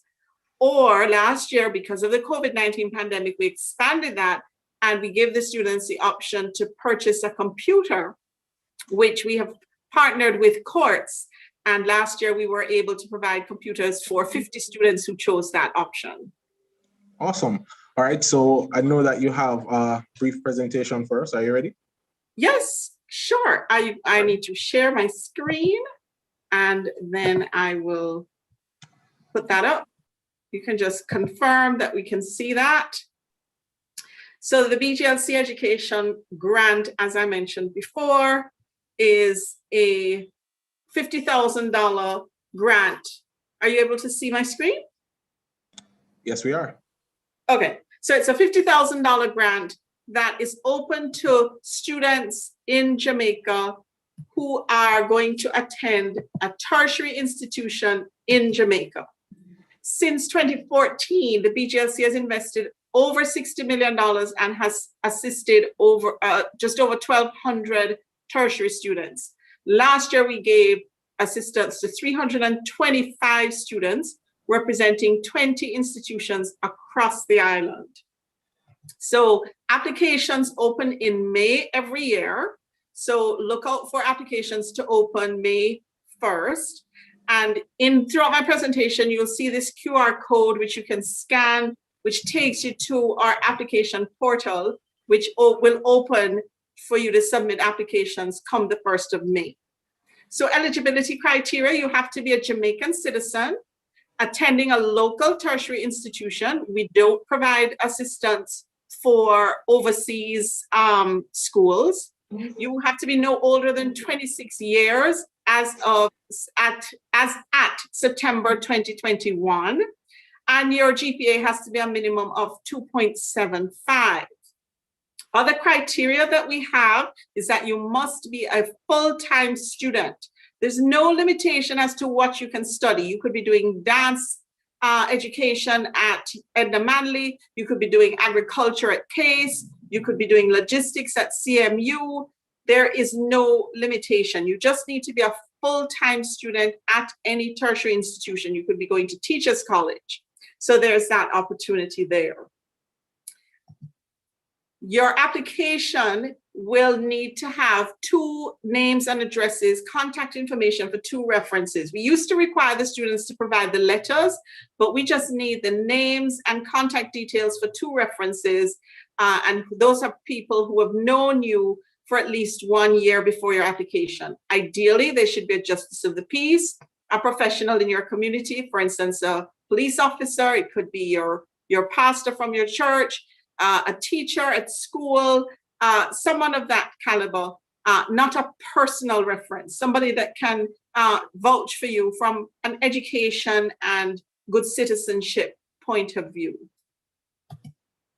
So our application, our grant is not a need-based grant. We recognize that there are thousands of Jamaican students who need assistance.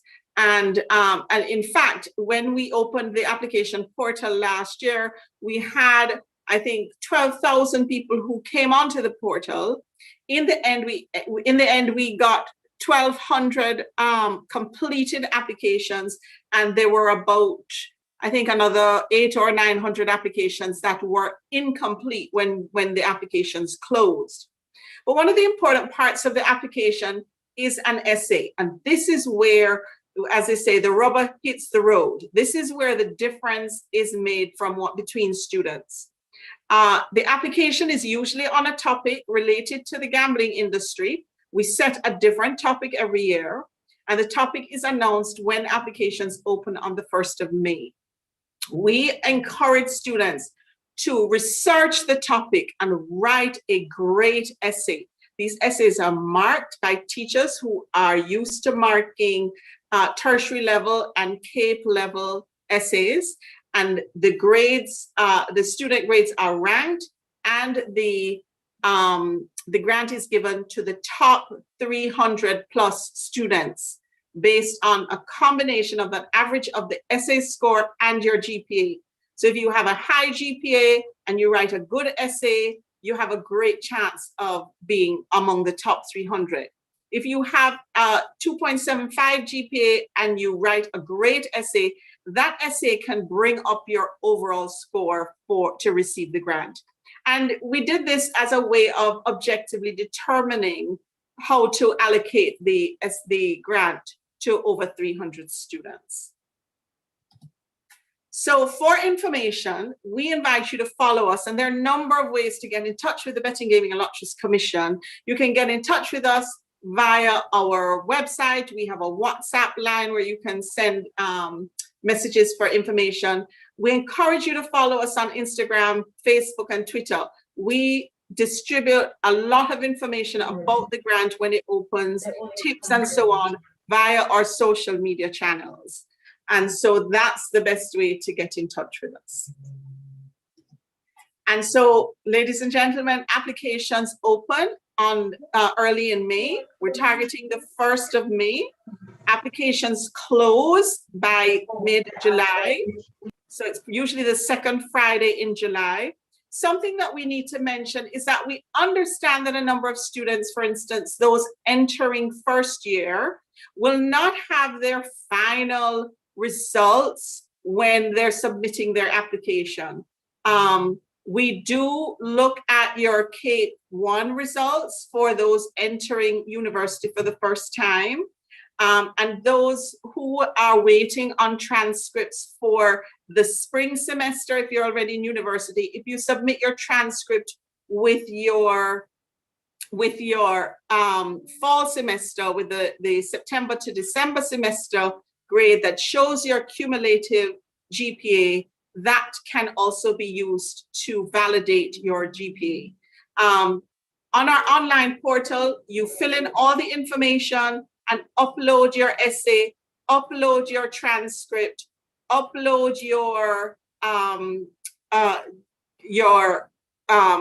evidence of acceptance if you are entering for the first time.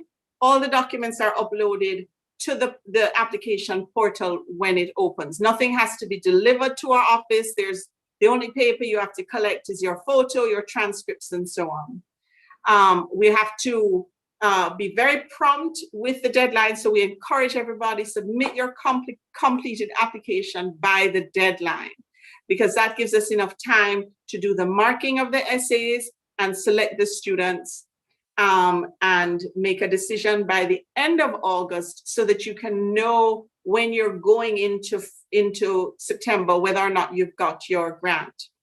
I fully endorse what everybody else has said before me. You must apply for as many other scholarships as you can find. I am a parent as well of a daughter who is about to graduate from university in May, and she has been the beneficiary of a full scholarship. And actually, she's not in Jamaica. She got a full scholarship at the University of Florida. And so I know the value of having this, this financial support. So with the education grant, apply for your student loan, apply for any other scholarships that are available. If that will allow you to accumulate the funds to fully fund your education. The only thing we say is if you get a fully funded education from another source after you've been granted the BGLC education grant, we ask students to let us know, because it means that we can provide the assistance to another needy student. And our objective is to try to help as many students as possible. And we're pleased that every year we add more numbers of students that we're able to support. So thank you very much for your time. All right. So I have a few questions. Thank you for your presentation. Yes, and everybody, sure. That was Jeanette Lewis from the Betting, Gaming and Lotteries Commission, the BGLC. So first question, and I'm seeing, don't worry guys, we're seeing your questions coming in. All right.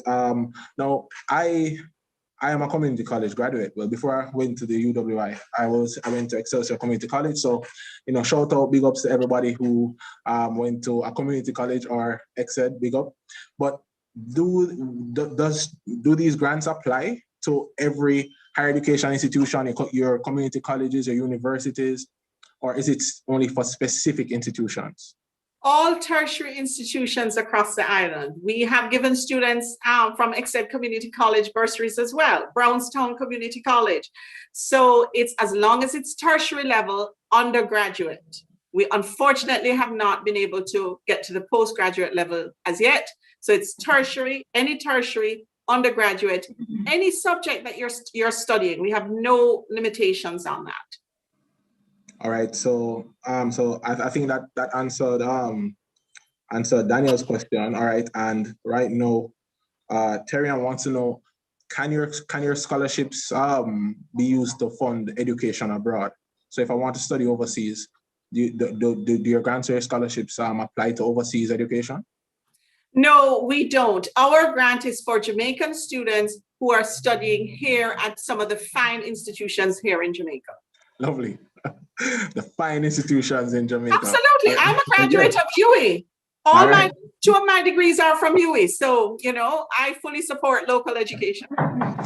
And viewers, ensure that you shout out your institutions. We want to have an idea as to, you know, who we have participating in this webinar. So whether it is Portmore Community College, the UWI, the UTEC, NCU, whatever it is, shout it out in the live comments below.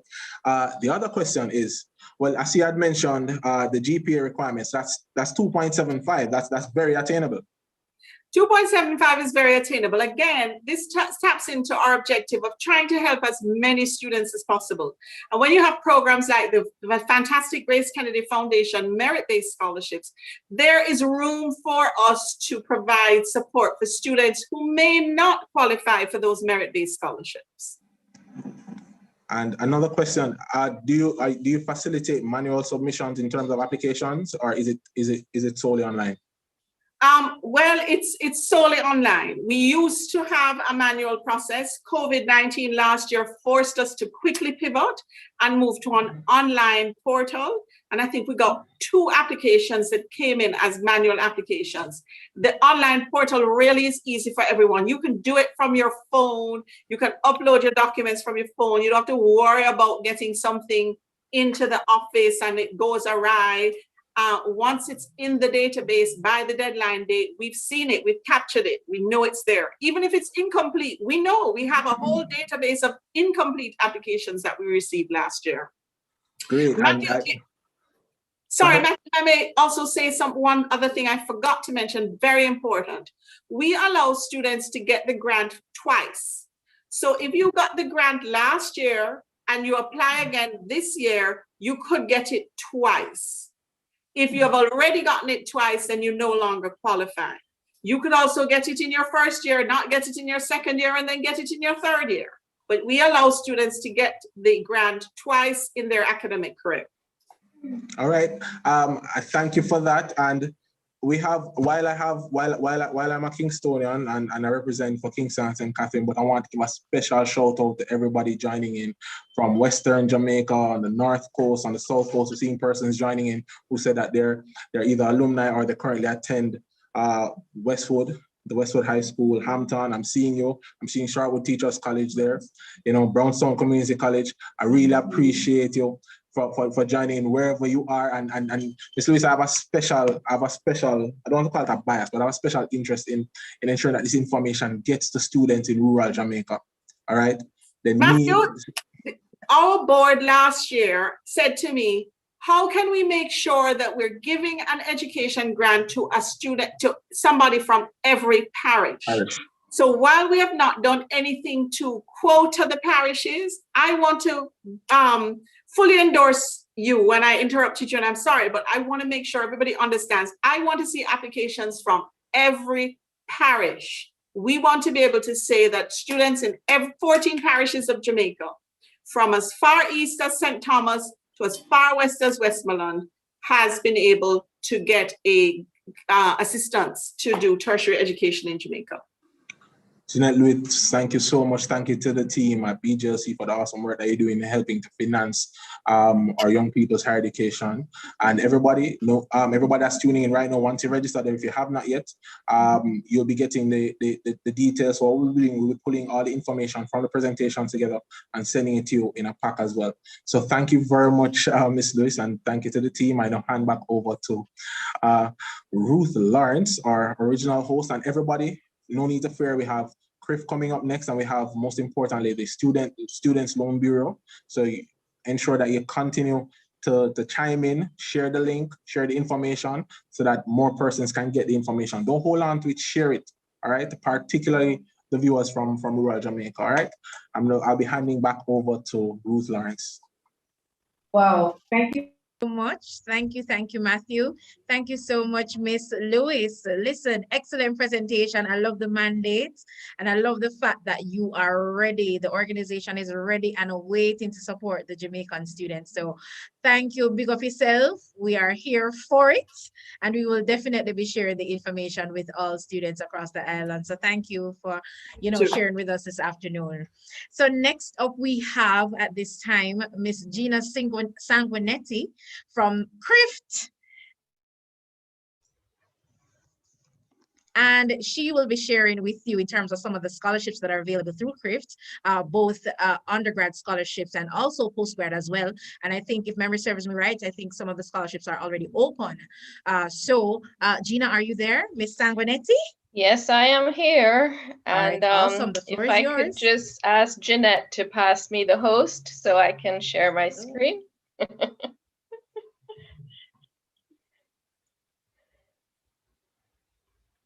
Sorry to interrupt you, Ruth. I didn't mean to interrupt what you were saying. No, you are good. Go ahead. Remember, we're friends from last year. Okay, so I'll go ahead and share my screen if that's okay, Ruth, unless you want to say a few more words before. Oh, you're good. You're good. Okay.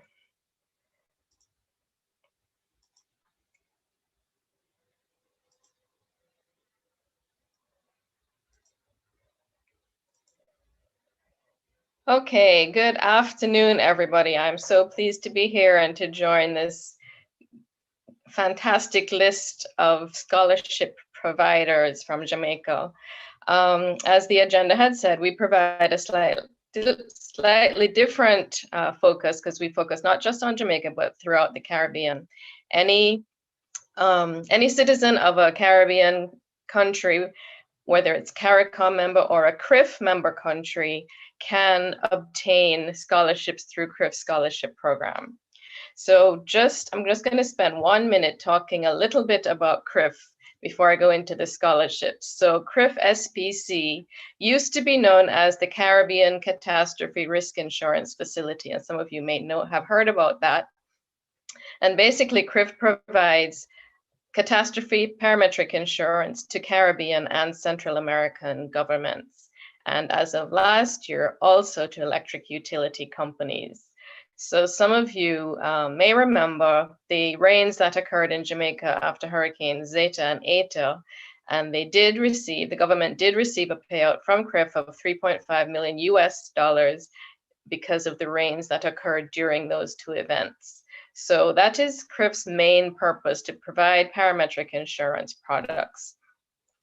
And we wish to point out that since the facility began in 2007, we've made 50 payouts totaling $200 million to 16 of our member countries. And about 2.5 million persons in the regions have benefited from these payouts.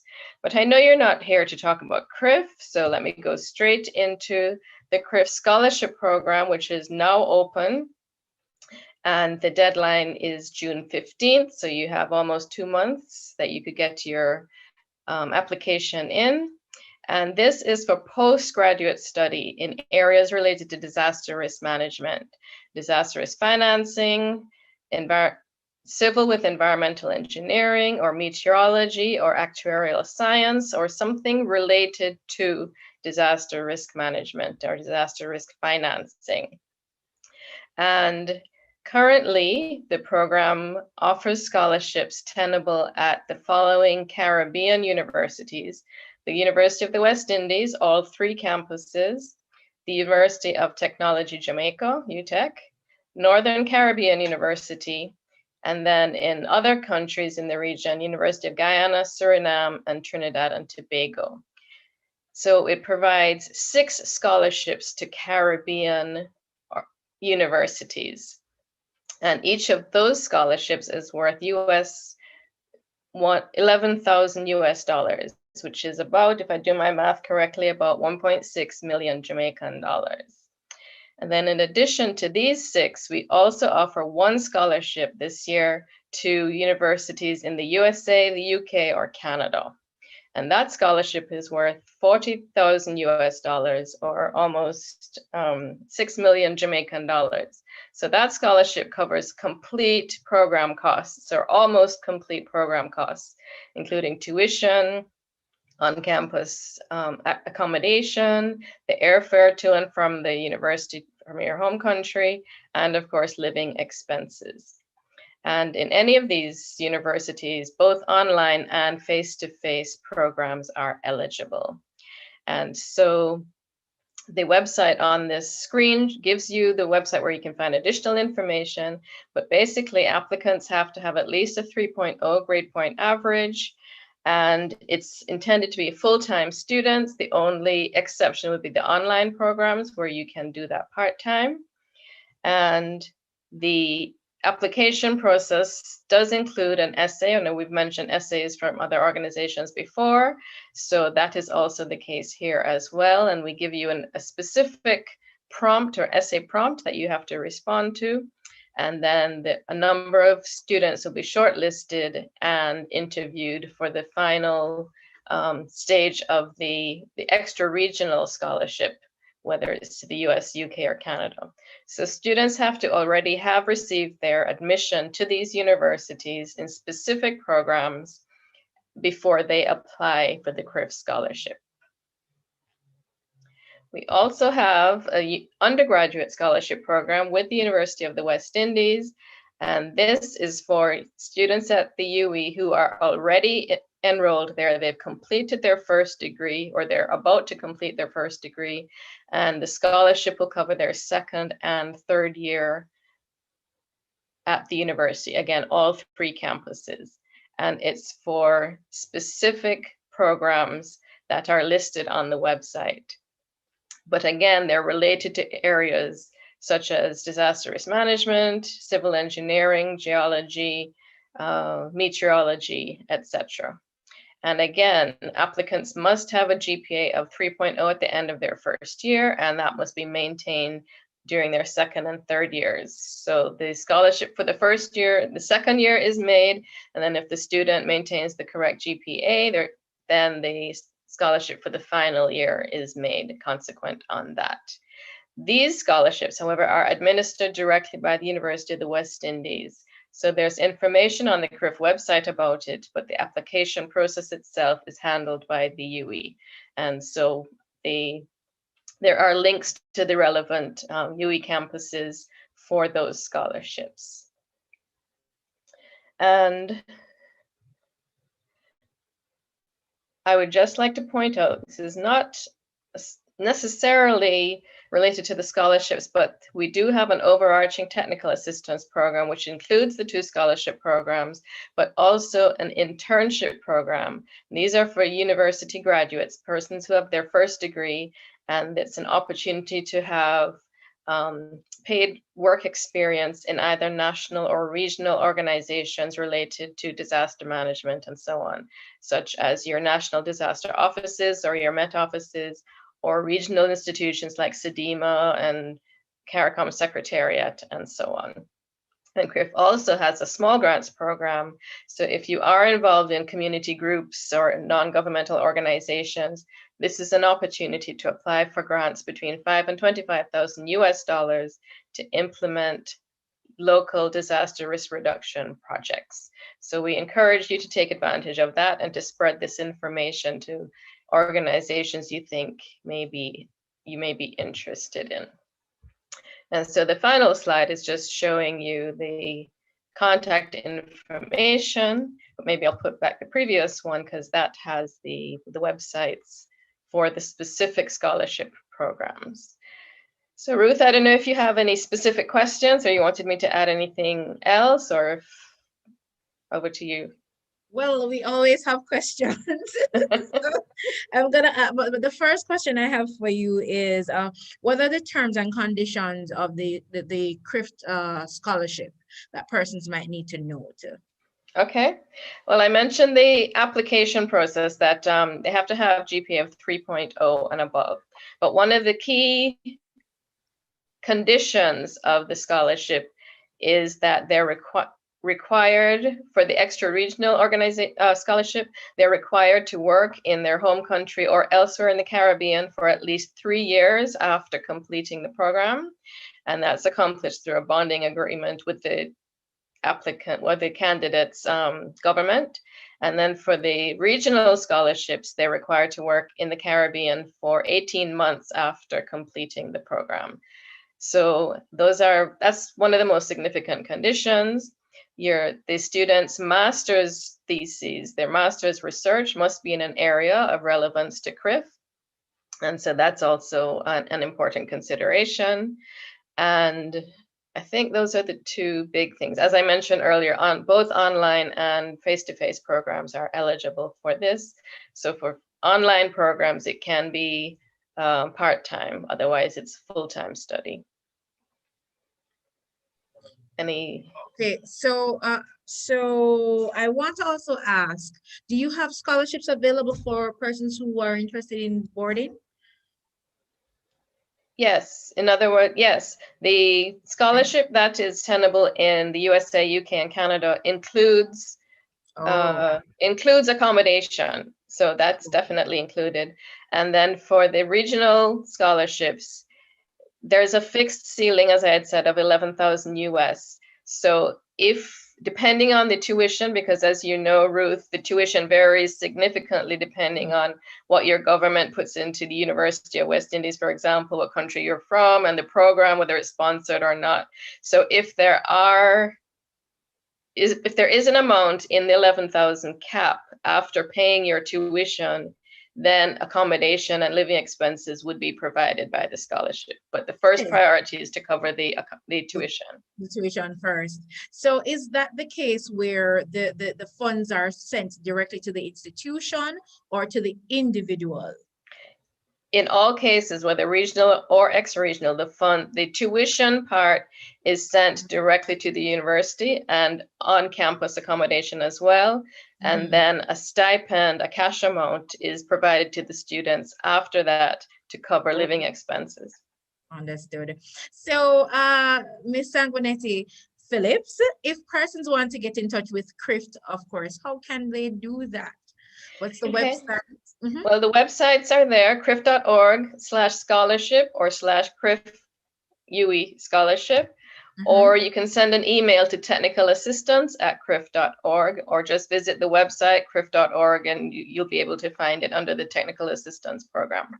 Wow, thank you so much. It has always been a pleasure because as I said before, you're my new best friend, you know, from last year. And so I would really want to thank you for sharing with us. And if there's any other, before you close out officially, is there any word? I'm going to give you an opportunity to share 5 seconds worth of encouragement to, you know, persons who want to apply for scholarships. As your speakers have been saying all afternoon, this is a really great opportunity for young people in the Caribbean, in Jamaica and the rest of the Caribbean, to further their education, because we know that's what today and tomorrow's workforce is going to require. And again, I encourage you to not put all your eggs in one basket as well.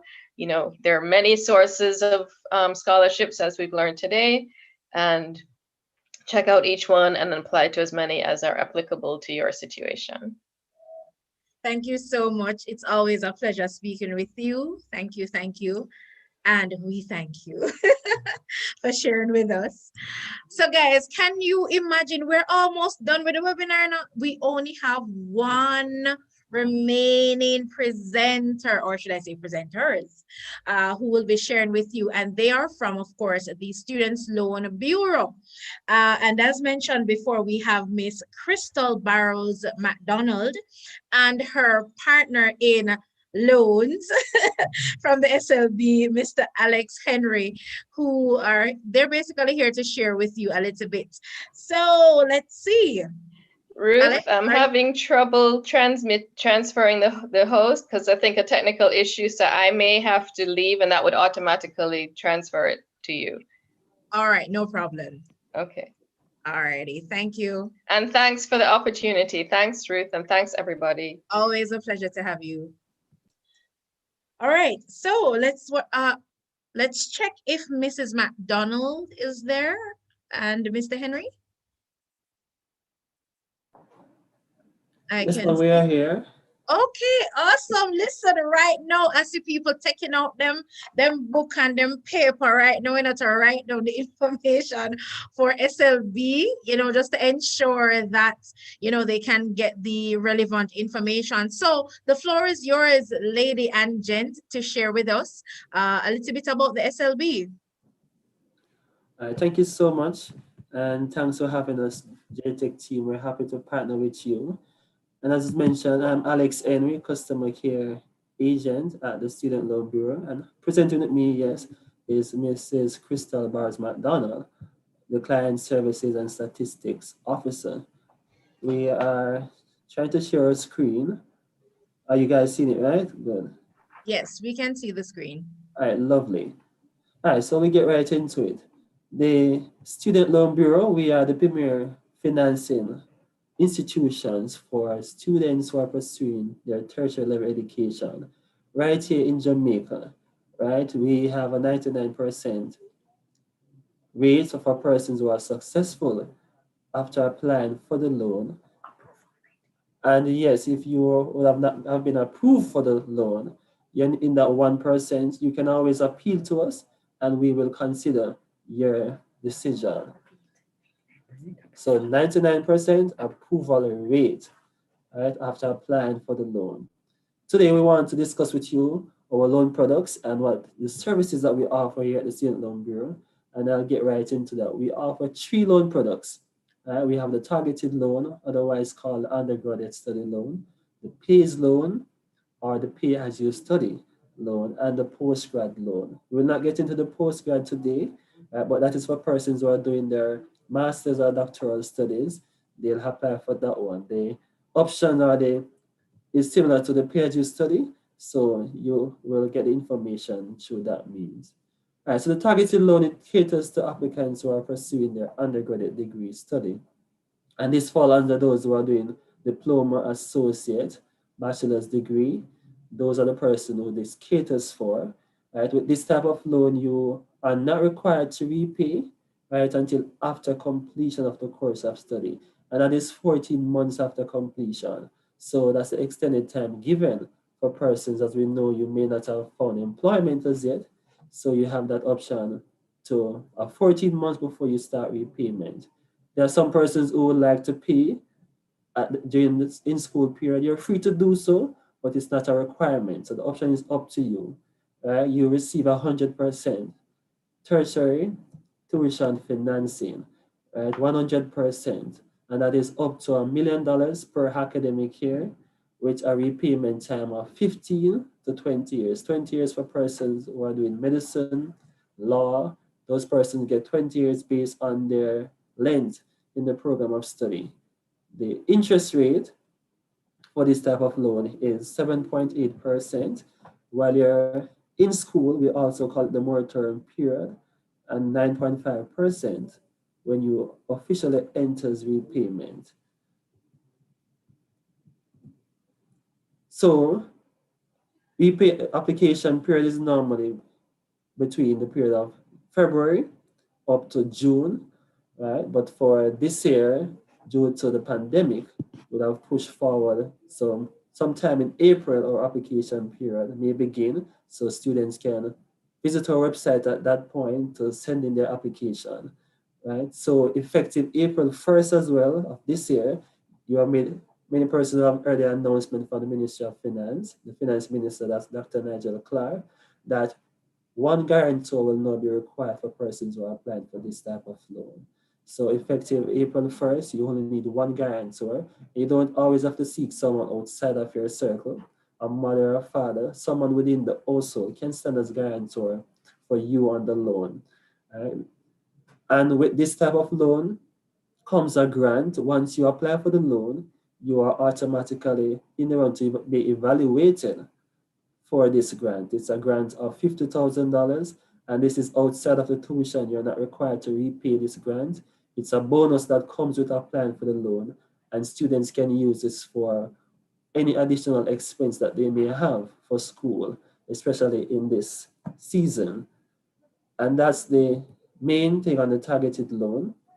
And for the pay as you study, this target professionals who would have completed their undergraduate study, or for parents, guardians, spouse who would like to take out an undergraduate loan for their daughter. Right? So any student who is able to also pay back while they're studying, they'll take out the pay as you study. It's $1 million per academic year, and repayment for this is 1 month after disbursement. So with this loan, unlike the targeted loan, you are paying back while you're studying, and this is normally done through salary deduction. You are given 7 years or 84 months to repay with this type of loan, with a lower interest rate of 6% per annum. This loan also requires only one guarantor, and the application process is also an online process. And this is an example of how the monthly fee can be. So for example, you take out a loan for the academic year of $282,000, you can pay a monthly fee of 4,800 Jamaican dollars per month. We do a credit check for persons who apply for this type of loan, and there's no application deadline. So you can start school, and maybe somewhere during the school you fall short of the tuition payment, you can come to us and we can pay that balance for you for the tuition funding. So I'll now hand over to Mrs. McDonald, who will take you through the rest of the presentation. Thank you, Alex. Right, so how to apply for an SLB loan? Now, for new or first-time applicants, all you have to do is to visit our website at slbja.com to register with an active email address. Once the registration process is complete, guys, an activation email will be sent to your personal email address. All you're required to do after having gotten that activation email is to click on the link, and it will redirect you to our website where you would access the online application. So the application form now, it's from sections A through to K. So all you're required to do is to complete those sections. After having done that, you submit. Thirdly, you'll set an appointment online to submit the required documents at our office, or you may opt to upload the required documents on our website because we do have an upload feature. Now, fourthly, you would pay the application fee of $1,000. Now, I want to mention to the students what the required documents are. Now, so If you have your pens or if you want to take your phones and take a picture, not a problem. We need from you, so you can start preparing those documents beforehand, because Alex mentioned that our application period, though a bit delayed because we usually start in mid-February, we're going to start in April instead, based on the pandemic. We want you to start preparing yourself for April, and it's just around the corner. So it's TRN, that's 1. 2, we need a passport-sized photograph certified by a JP. We need student identification cards for persons who would be already enrolled but new to the SLB.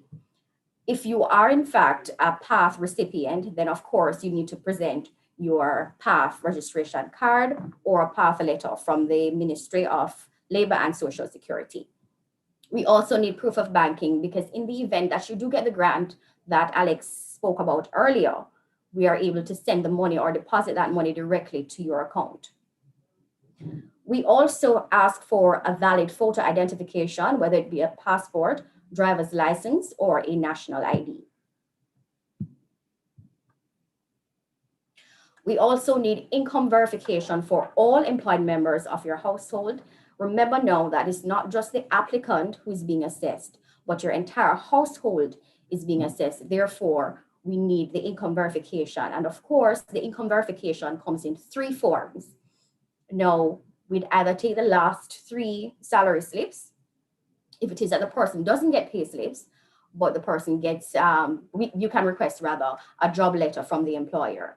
In the instance where you are self-employed, you can present the previous audited financials, the previous year audited financials, or if you're informally self-employed, right, and meaning it's not a registered business. So for example, you're a farmer, a small scale farmer, or you do hairdressing, whatever it may be, you would basically complete what we have on our website. It is called the Declaration of Self-Employment Form, and a JP would complete that for you, and you would advise the JP of the amount that you're earning from that business.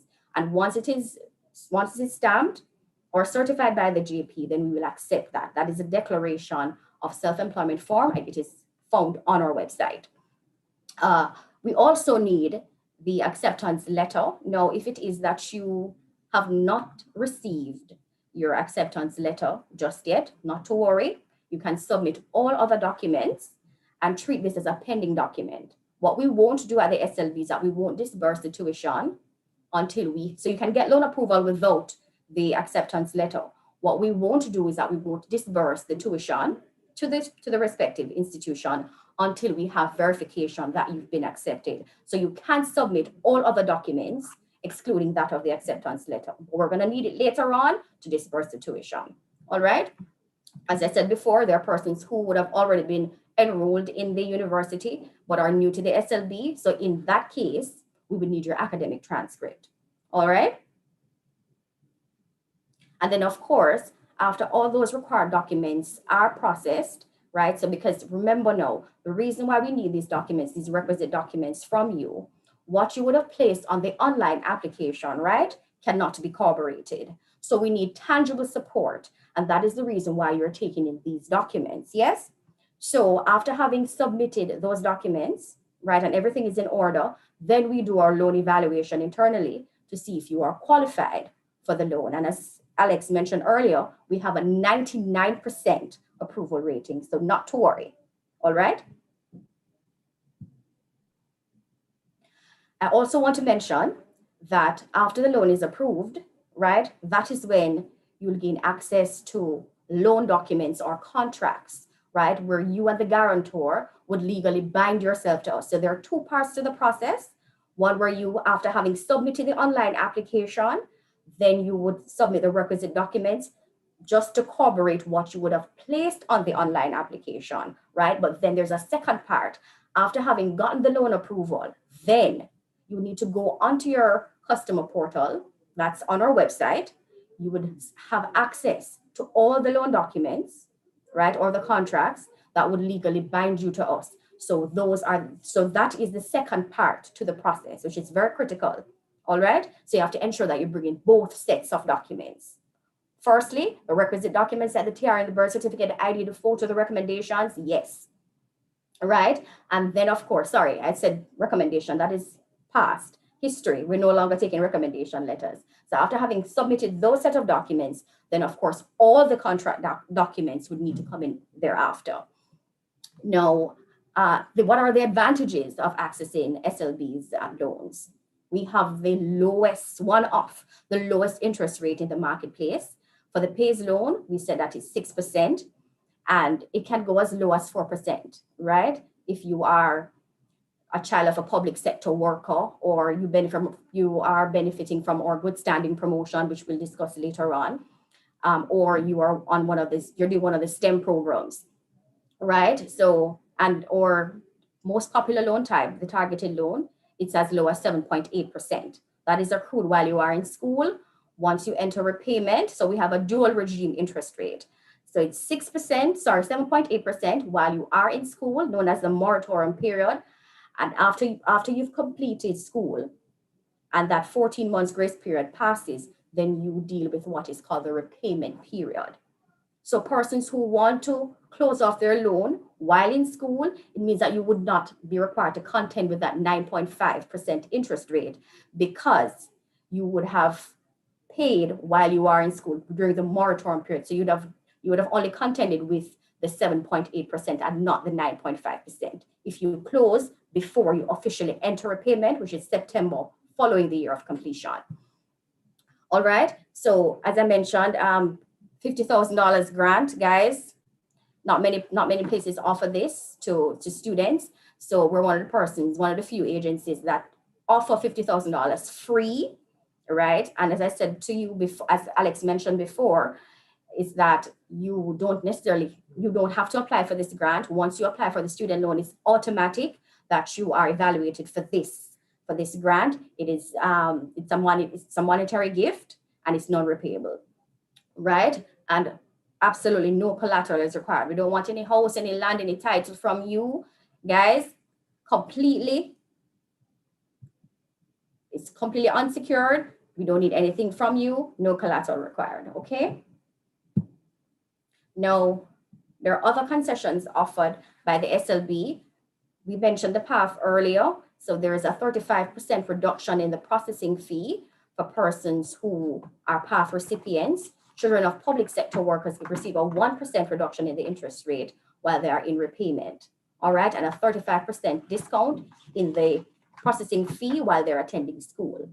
Also, very importantly, JAMVAT. Many persons think that, okay, I'm on the JAMVAT, so I can't access the student loan. That is not true. That is a myth. You can access the student loan after having been successful in getting the JAMVAT. Now, what we'll do at the SLB is that we'll give you 70% of your tuition, right? And of course, the Ministry of Education would give you that 30%. All right? Now, as I mentioned before, we have a good standing promotion that we're currently running, where persons benefit from a 2% reduction in the interest rates.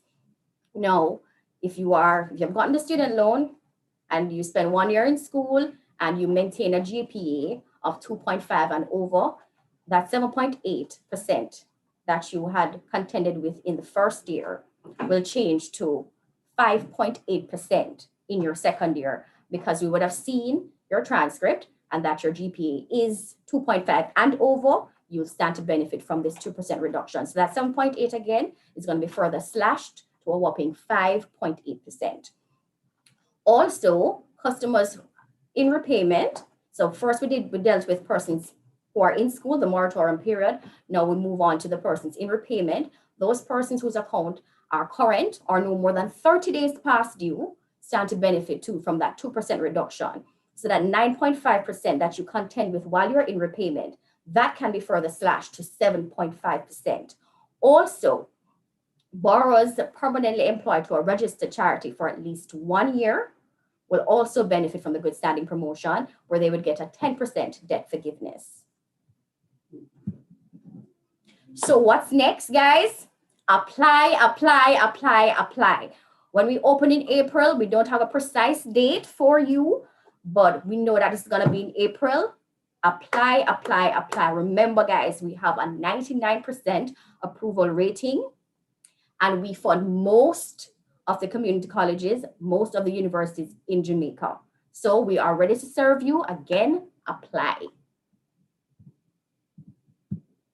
Okay, so if you want to contact us, you can go ahead and view our page now because we're sharing the screen with you. WhatsApp 2798080. We can be contacted via phone at 619-4752. If you want to connect with us on social media, on Facebook, it's Students Loan Bureau. And for our Instagram, it's Students Loan Bureau. And for Twitter, it's at SLBJA. And our very own info@slbga.com. All right, thank you so much for having us. We really appreciate being invited to this event to share such rich information with you. And we know that it's very invaluable information and that you are receiving it well. Take care and continue to be safe. Oh no, we're not taking care just yet. We have some questions for you because right now, listen, the chat is lit with questions because as soon as I announce that, listen, SLB is in the building, everybody is very excited. So we have to. Yes, SLB, yay! Questions. So well, one of the things I love is that that you stated earlier is that there's a 99% acceptance or approval in terms of persons who apply. So I like that, right? Yes. But one of the things that sparked my interest, and I'm sure many persons right now would be interested, is the good standing promotion that you guys have. Whereas if you maintain the good standing, you know, you can have what I think a 2.5 GPA. Is that the case? Right, 2.5, right, and over. Talk a little bit, explain about the point because I know people right now get excited.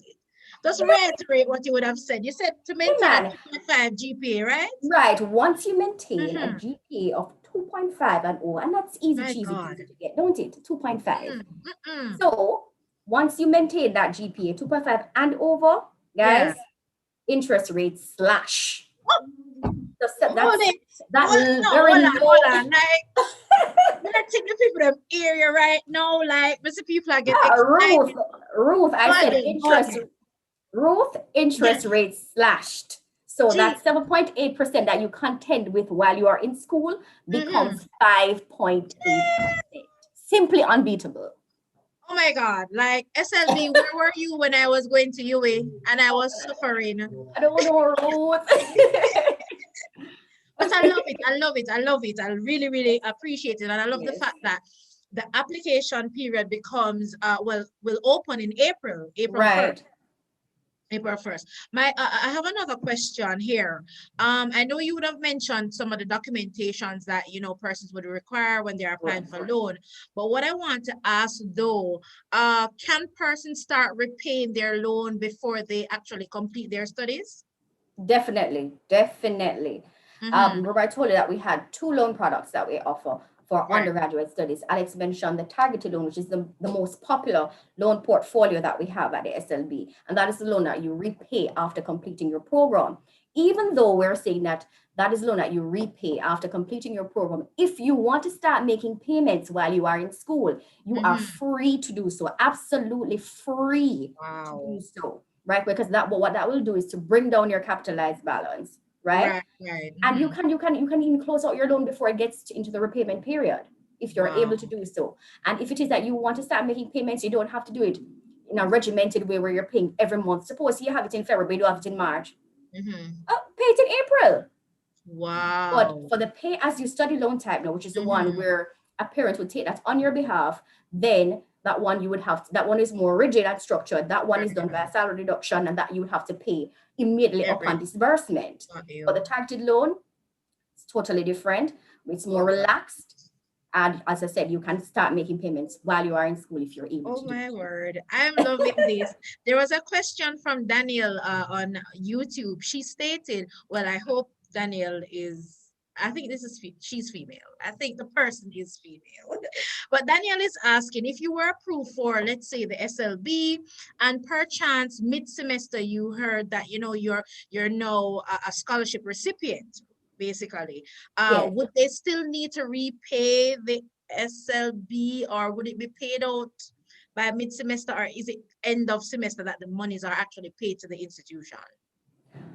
Okay, well, we disperse the tuition in half. So for the first, so if the tuition is 400,000, we would disperse 200,000 the first semester. And then for the second semester, we'll disperse the other 200,000. So if it is that a person receives a scholarship, say, and we have already dispersed the first portion, then the person can, through their school, request what is called a scholarship waiver letter. And what we'll do internally is to do a reduction, because we would have already dispersed the 200. So if we need to hold back on that 200, or perhaps the person didn't get a full scholarship, but they got, say, 100,000, we will hold back on sending the full 200 for the second semester, but rather send 100,000. So they would just basically repay the first portion that was paid to the school. And they're still not required to pay immediately, because we would have taken into consideration their graduation date. So right, so even if they would have if they didn't cancel the loan, right, but they took one portion, they're still owing, so they would still enter repayment as scheduled for 4 years or 3 years down the line. Yes, and to also add to what Crystal was saying, if it is that they got full scholarship, right, and they are wondering what they do with this extra money, they have the option to consult with the school to have that payment sent back to SLB. Right, they do. It can come back to SLB if they receive a full once the money, because we cannot cancel something if they get a full scholarship. We cannot cancel something that we have that has not been returned. So upon the school returning those funds after doing their reconciliation, etc., then certainly we can act by canceling that loan if it's a full scholarship. But most times it's a part scholarship that they get. All right. So I like that because I think that might be the situation for a lot of students right now, because everybody now they're not holding up right now. It's either SLB or we go for the scholarships. So yes, I love the fact that they're exploring all the options. I think right. Absolutely. A question that he wants to jump in. Sorry, Alex, you were saying something? No, man, I was not. No. Oh, okay. All right. Cool. Matthew, I think Matthew has a question. All right. So on our YouTube, we have Rosebud and Asila Kisho. All right. We want to know what is the maximum loan that they give per school year. So what's the maximum loan that SLB gives per school year? It's $1 million. However, there is a slight exception for persons who are at the Norman Manley Law School, right? Right. Their tuition is $1,081,936. We do give them the full tuition, but outside of Norman Manley Law School, it's $1 million.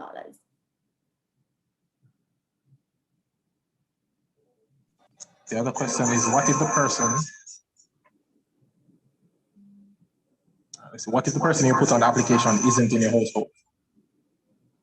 The person isn't in your household? Yes. Well, if the person isn't in your household, then, and we're gonna be asking you for documents to support what you would have placed on the online application. So if you declare that somebody is in the household and we ask you for documentations and you can't present it, then that person, we would have to get something from a JP saying that this person is not, it's an error, and that this person is not in the household. Because if it is that you mention the person as being a part of the household, then we're going to need, like, for example, income verification, etc.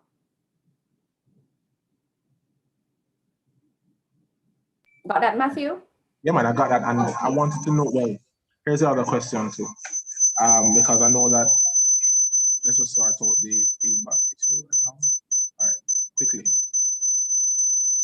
And guys, we told you we're going to reply to your comments. We see the comments in the chat. All right. How are documents submitted to SLB right now, given COVID-19?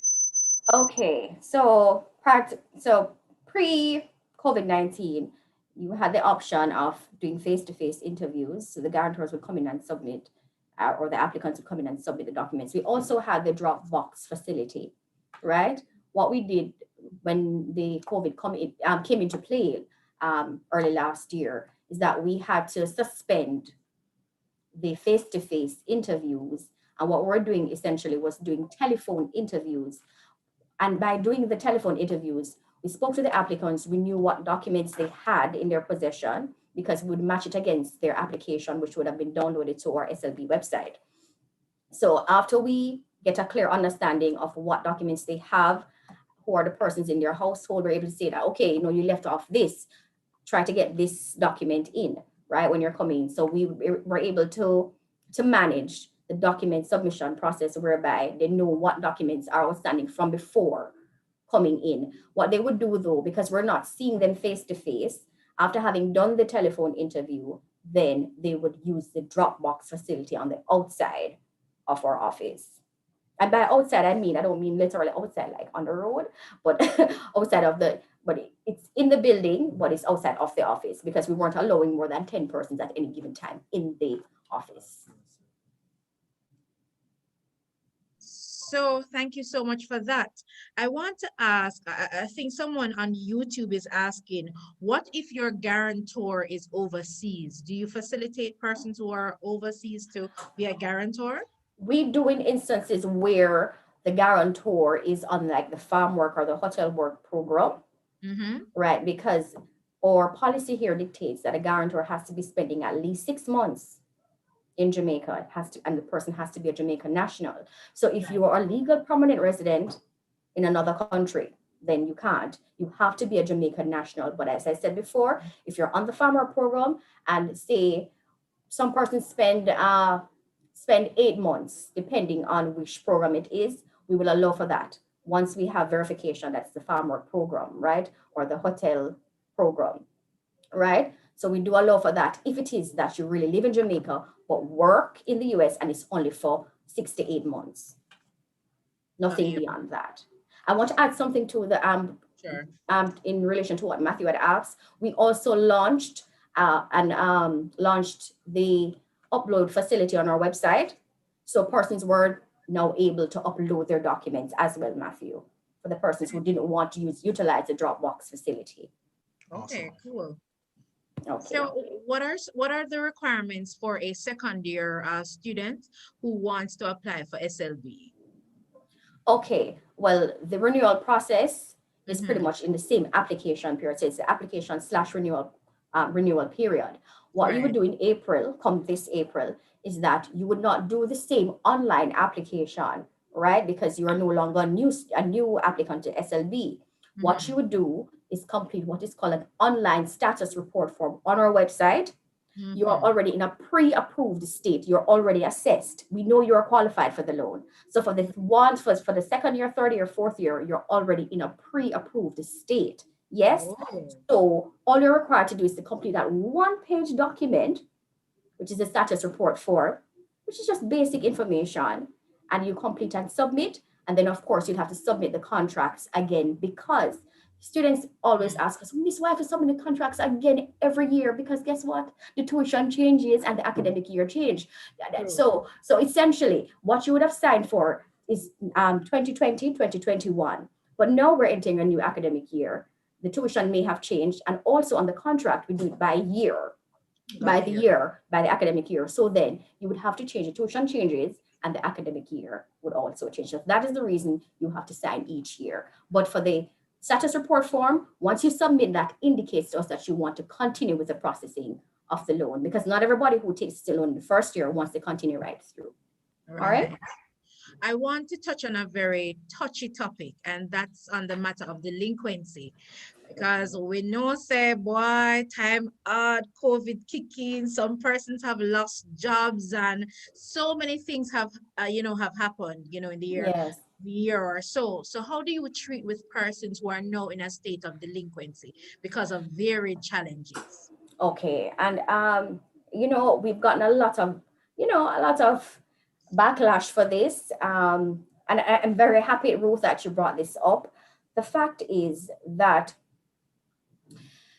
you can, if you're having a difficulty, and as you know, during the COVID-19 pandemic, and sometime in last year, I think from, was it April through to June, we had a loan deferral period. So what we were doing essentially was basically where persons were not required to pay for those 3 months. that's April, May, and June. So, you know, you were kind of relaxed because we weren't charging any additional interest, nothing at all, no late fees, because we understood, right? But at this, what persons really need to understand, even though we're trying our best in terms of that loan deferral and so on, if you're having a difficulty, communicate. Communicate with your loan officers, because really, we're not psychic, right? And I mean, we know that it's challenging times, but you have to remember too that there are other persons coming in. So don't think about yourself in a vacuum. Think about others, because we're a revolving loan scheme and we're trying to assist others who are coming in. We're trying to assist prospective persons. So if you do not pay, where are we going to get it from to pay? Where are we going to get it from to hand out to other persons who are coming in? Your repayment. So think about others too, right? Even though you're thinking about yourself, thinking about others too. Yes, we want to help you, and we will try to facilitate you by probably try to adjust your repayment to something probably easier for you. We can do some payment arrangement, try to regularize your account, but understand, bear with us. It's not that we're having any personal vendetta. We just really want to assist others who are coming in. Right. Someone asked just now with regards to the grants that you have, that they are usually asked maybe for proof of, you know, utility bills or so. They're asking if these utility bills have to be verified by a JP or so. No, we don't usually, we do ask for proof of address. It's not for proof of banking, but it's proof of address. Yes, we do accept bank statements, and we do accept, once it has the letterhead for the company, we don't need it to be certified by a JP. By a JP, certainly not. All right. Right. Awesome. Matthew, you have a question? Oh, I just wanted to know, and then I know you had touched on it already, but can you drum home the important dates, drive home the important dates for us?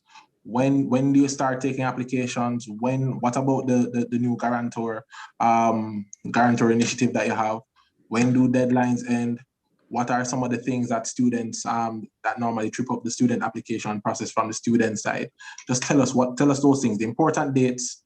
Well, as I said before, as I said prior, Matthew, is that we don't have a precise date in April that we're gonna start based on what is happening. Because a lot of our processing from last year has met up with us in this year, and because of the situation. So with the pandemic. So we really haven't decided on a precise date, but I know we will start in April. Because we don't have a precise date in which we're gonna start, I cannot give you a close-off date, right? Because we may, I'm predicting that COVID will continue. So we will exercise much discretion in terms of having, so more than likely we're going outside of our regular May period, which we usually end. We're definitely going to go beyond that. So we will put that out in the media once we have that information. Now, you asked something else in relation to the process, the loan process. Tips that should not be ignored, things that normally trip students up in terms of the application process. Speaking the things, Matthew. You're talking the things. Yes. What we want, the do's and the don'ts. Guys, we love you, right? But we are, the contracts that we give you after you have gotten loan approval, right? We want to make it clear that there are two sets of documents that you bring in. Firstly, I outlined that before. One, the first set that you bring in are those documents that corroborate what you would have placed on the online application, because nothing there can be supported until you bring in tangible evidence, all right? So after you complete that process and you get loan approval, then you have to sign the contracts. The contracts are in your secure area, all right? Now, these documents, contracts, are legal documents. I know that students sometimes get frustrated because when they come in, they retrace somebody's name, or the guarantor himself or herself retraces. Remember, it's a signature. And for example, they may use correction fluid. Guys, that is not allowed. They're legal documents, right? And should be treated as such. So if it is that you do that and you take them in, we are going to say, unfortunately, we can't take them. and then we have a tantrum, right? And that is because we can't accept them, really, guys. We really can't accept them. They're legal documents, so you can't retrace, you can't make any errors and cross them out and then not sign to them. You have to sign to any error that is made. Additionally, you sometimes submit a guarantor's ID with a particular signature, but when we get the documents, it is a total different, I'm not talking about evolution, guys. This is a total different signature from what we would have seen on the ID itself. Remember, guys, that we're using that same ID that you would have presented, right? To see if it is commensurate with what is on the document. So if it is not, we won't accept it. So once you present an ID, ensure that the signature on the ID matches what you place on the documentations, because we're gonna have a problem if they're not matching. All right, so you have to ensure that these things are properly done, because remember that they're legal documents and they should be treated as such. All right, guys.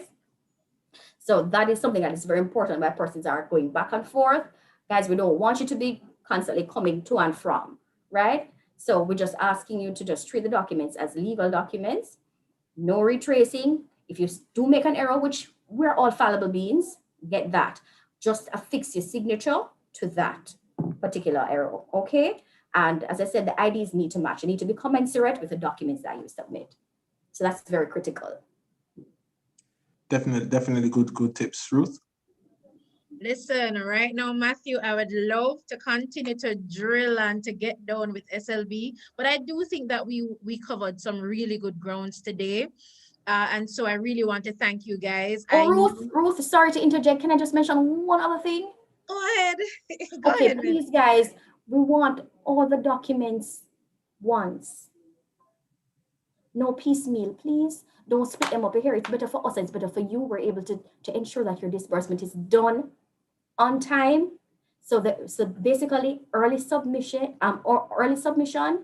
is contingent. No, sorry. Early disbursement is contingent upon early submission. All right, guys. I love that. So listen, people, I think Crystal said it best a while ago. She reiterated, the applications open April 1, April 1st. That's my month, by the way. You can send birthday gifts a little later. We'll talk about how you can get it to me. But guys, remember, submit your applications early. Remember, you're not the only one thinking about SLB. You're not the only one thinking about the scholarships and grants. So you want to be as they say, the first runner, all right? And so we really want to thank the Students Loan Bureau for sharing with us today. I'm sure you would have gotten additional information in terms of how to proceed. They have gone virtual, guys. So listen, just follow the thing now. Apply online now. Yeah, don't stress it. Just work with it. All right. So guys, we really want to thank you for sharing with us today, Crystal, Alex. Thank you so much for Thank you for having us. You're welcome. Thank you for having us. It was a pleasure. Listen, right now my heart feel a little better. You understand? Because I know that young people can definitely be able to access, their student loans and the support that the SLB has to offer. So guys, thank you so much. It's a real pleasure to have you this afternoon. Thank you for having us. Thank you so much. It was a pleasure. And to all our panelists, listen, today I believe is an exceptional day. I want to just quickly close out and to say to all the viewers, don't be selfish with the information today. Share the link. The video will be left up on YouTube. All you have to do is to simply share the link with your friends, with your family members who want to pursue higher education. And so before we close out, I want to big up and thank Miss Tracy Ann Smith from J-TEC. I want to thank Dr. Tamika Benjamin from the Ministry of Education, Youth and Information. I want to thank Crystal Barrows McDonald's, who you just heard from, and Alex Henry for sharing with us today from the SLB, Miss Lanicia Roden from Link Your Purpose, Miss Caroline Mafu from Grace Kennedy Foundation, last but certainly not least, Miss Jeanette Lewis from the Betting, Gaming and Lotteries Commission. So guys, before we close out totally, I want for you guys to make sure it's on your screen. Listen, JTEC is, they launched today their LinkedIn profile, and they also launched their Twitter page. So you guys need to jump on over to Twitter at JTEC_MOE. And listen, I have to push in my Play Store at youthjamaica.com, right? Where you can get more information in terms of the youth innovation centers across the island. So listen, if you want more information like this, new, alerts regarding scholarship and opportunities for tertiary students, right? You need to follow the JTEC at JTEC_MOE. And remember, they're on LinkedIn. And guys, for those of you who are transitioning now, or you're already in the professional space, you need to take the time out and create a little LinkedIn profile. Many persons have gotten jobs by virtue of being a member or signing up for LinkedIn. All right. So guys, work it. And I just really want to take the opportunity to thank you guys, those who have held strong with us. Listen, we still have a strong number of persons who are on YouTube just waiting and just grabbing all the information. We thank you for joining us this afternoon. And listen, there is an evaluation link in the chat. We want for you to click on it because we want to know how to improve next time around. We want to know what we can do differently to ensure that we're meeting your needs. So I am Ruth Lawrence, your host. It has been an absolute pleasure to be your host this afternoon. And listen, join us next time on the webinar as we continue to go higher. God bless you.